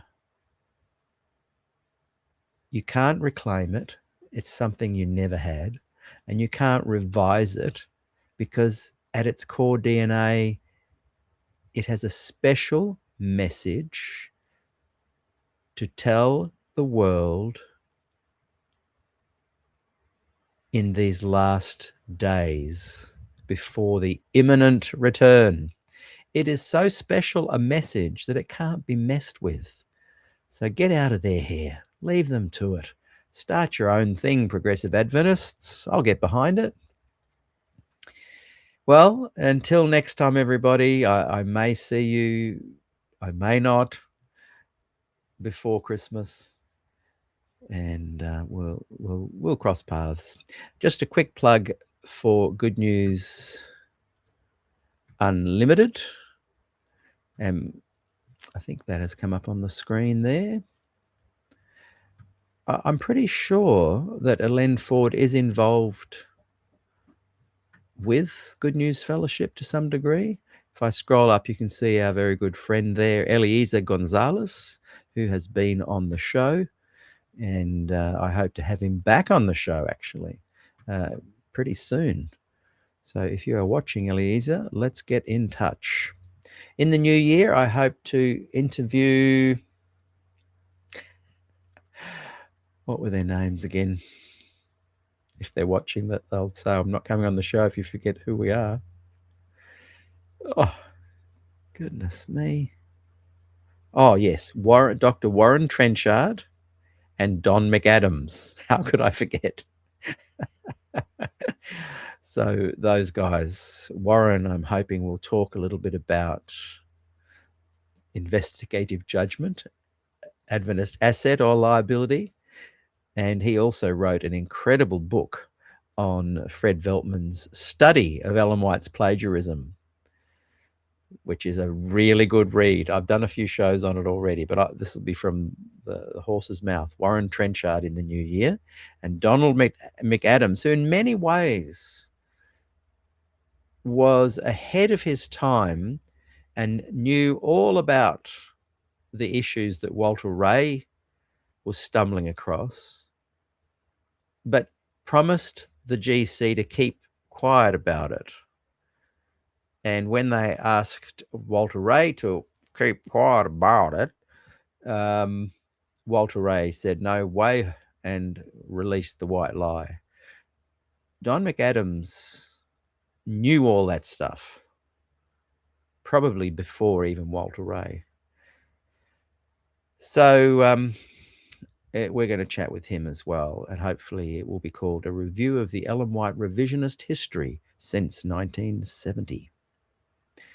So please join me in the new year. Have a brilliant Christmas. Thanks for being good friends and hanging out with me every week. And we'll look forward to seeing you all in the new year. Thanks for the comments. I'm just reading some of them. Hey, let's go out as we have recently. I've got with... Oh, no, I'm going to go out on a little positive note first. I'm going to play for you a song that I wrote called Standing at the Cross. And you might be able to listen to it over the Christmas period. Until then, see you later, everybody.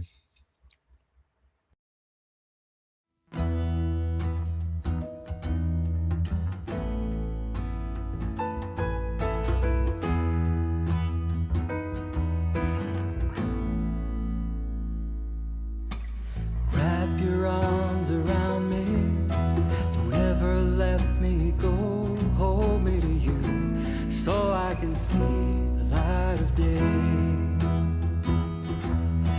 You tell me that you love me, in the words that Jesus spoke, I'm safe in your arms, safe in your arms, till kingdom come. We are standing at the with our hands raised to our God. We sing hallelujah, we sing hallelujah to our God.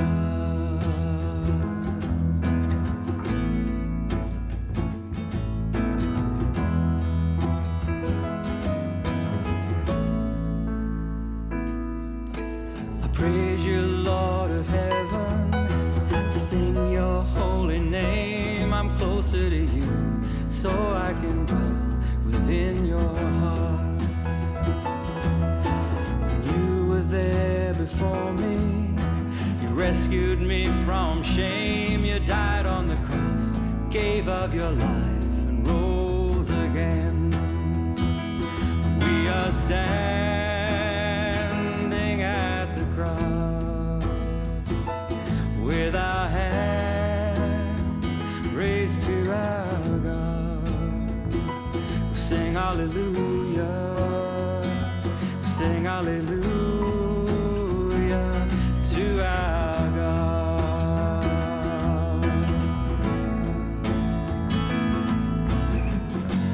All creation worships you. Through all the ages it's been true. We are standing at the cross with our hands raised to our God. We sing hallelujah, we sing hallelujah, we sing hallelujah, we sing hallelujah, we sing hallelujah, we sing hallelujah to our God. Oh, hallelujah.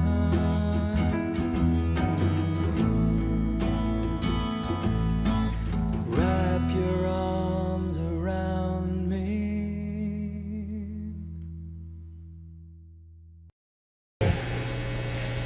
And God's will is simple. The most wretched man in hell will not be Adolf Hitler. The most wretched man in hell, or woman, will not be one like Joe Stalin or some of these more modern devils. The most wretched person in hell will be a former Seventh-day Adventist.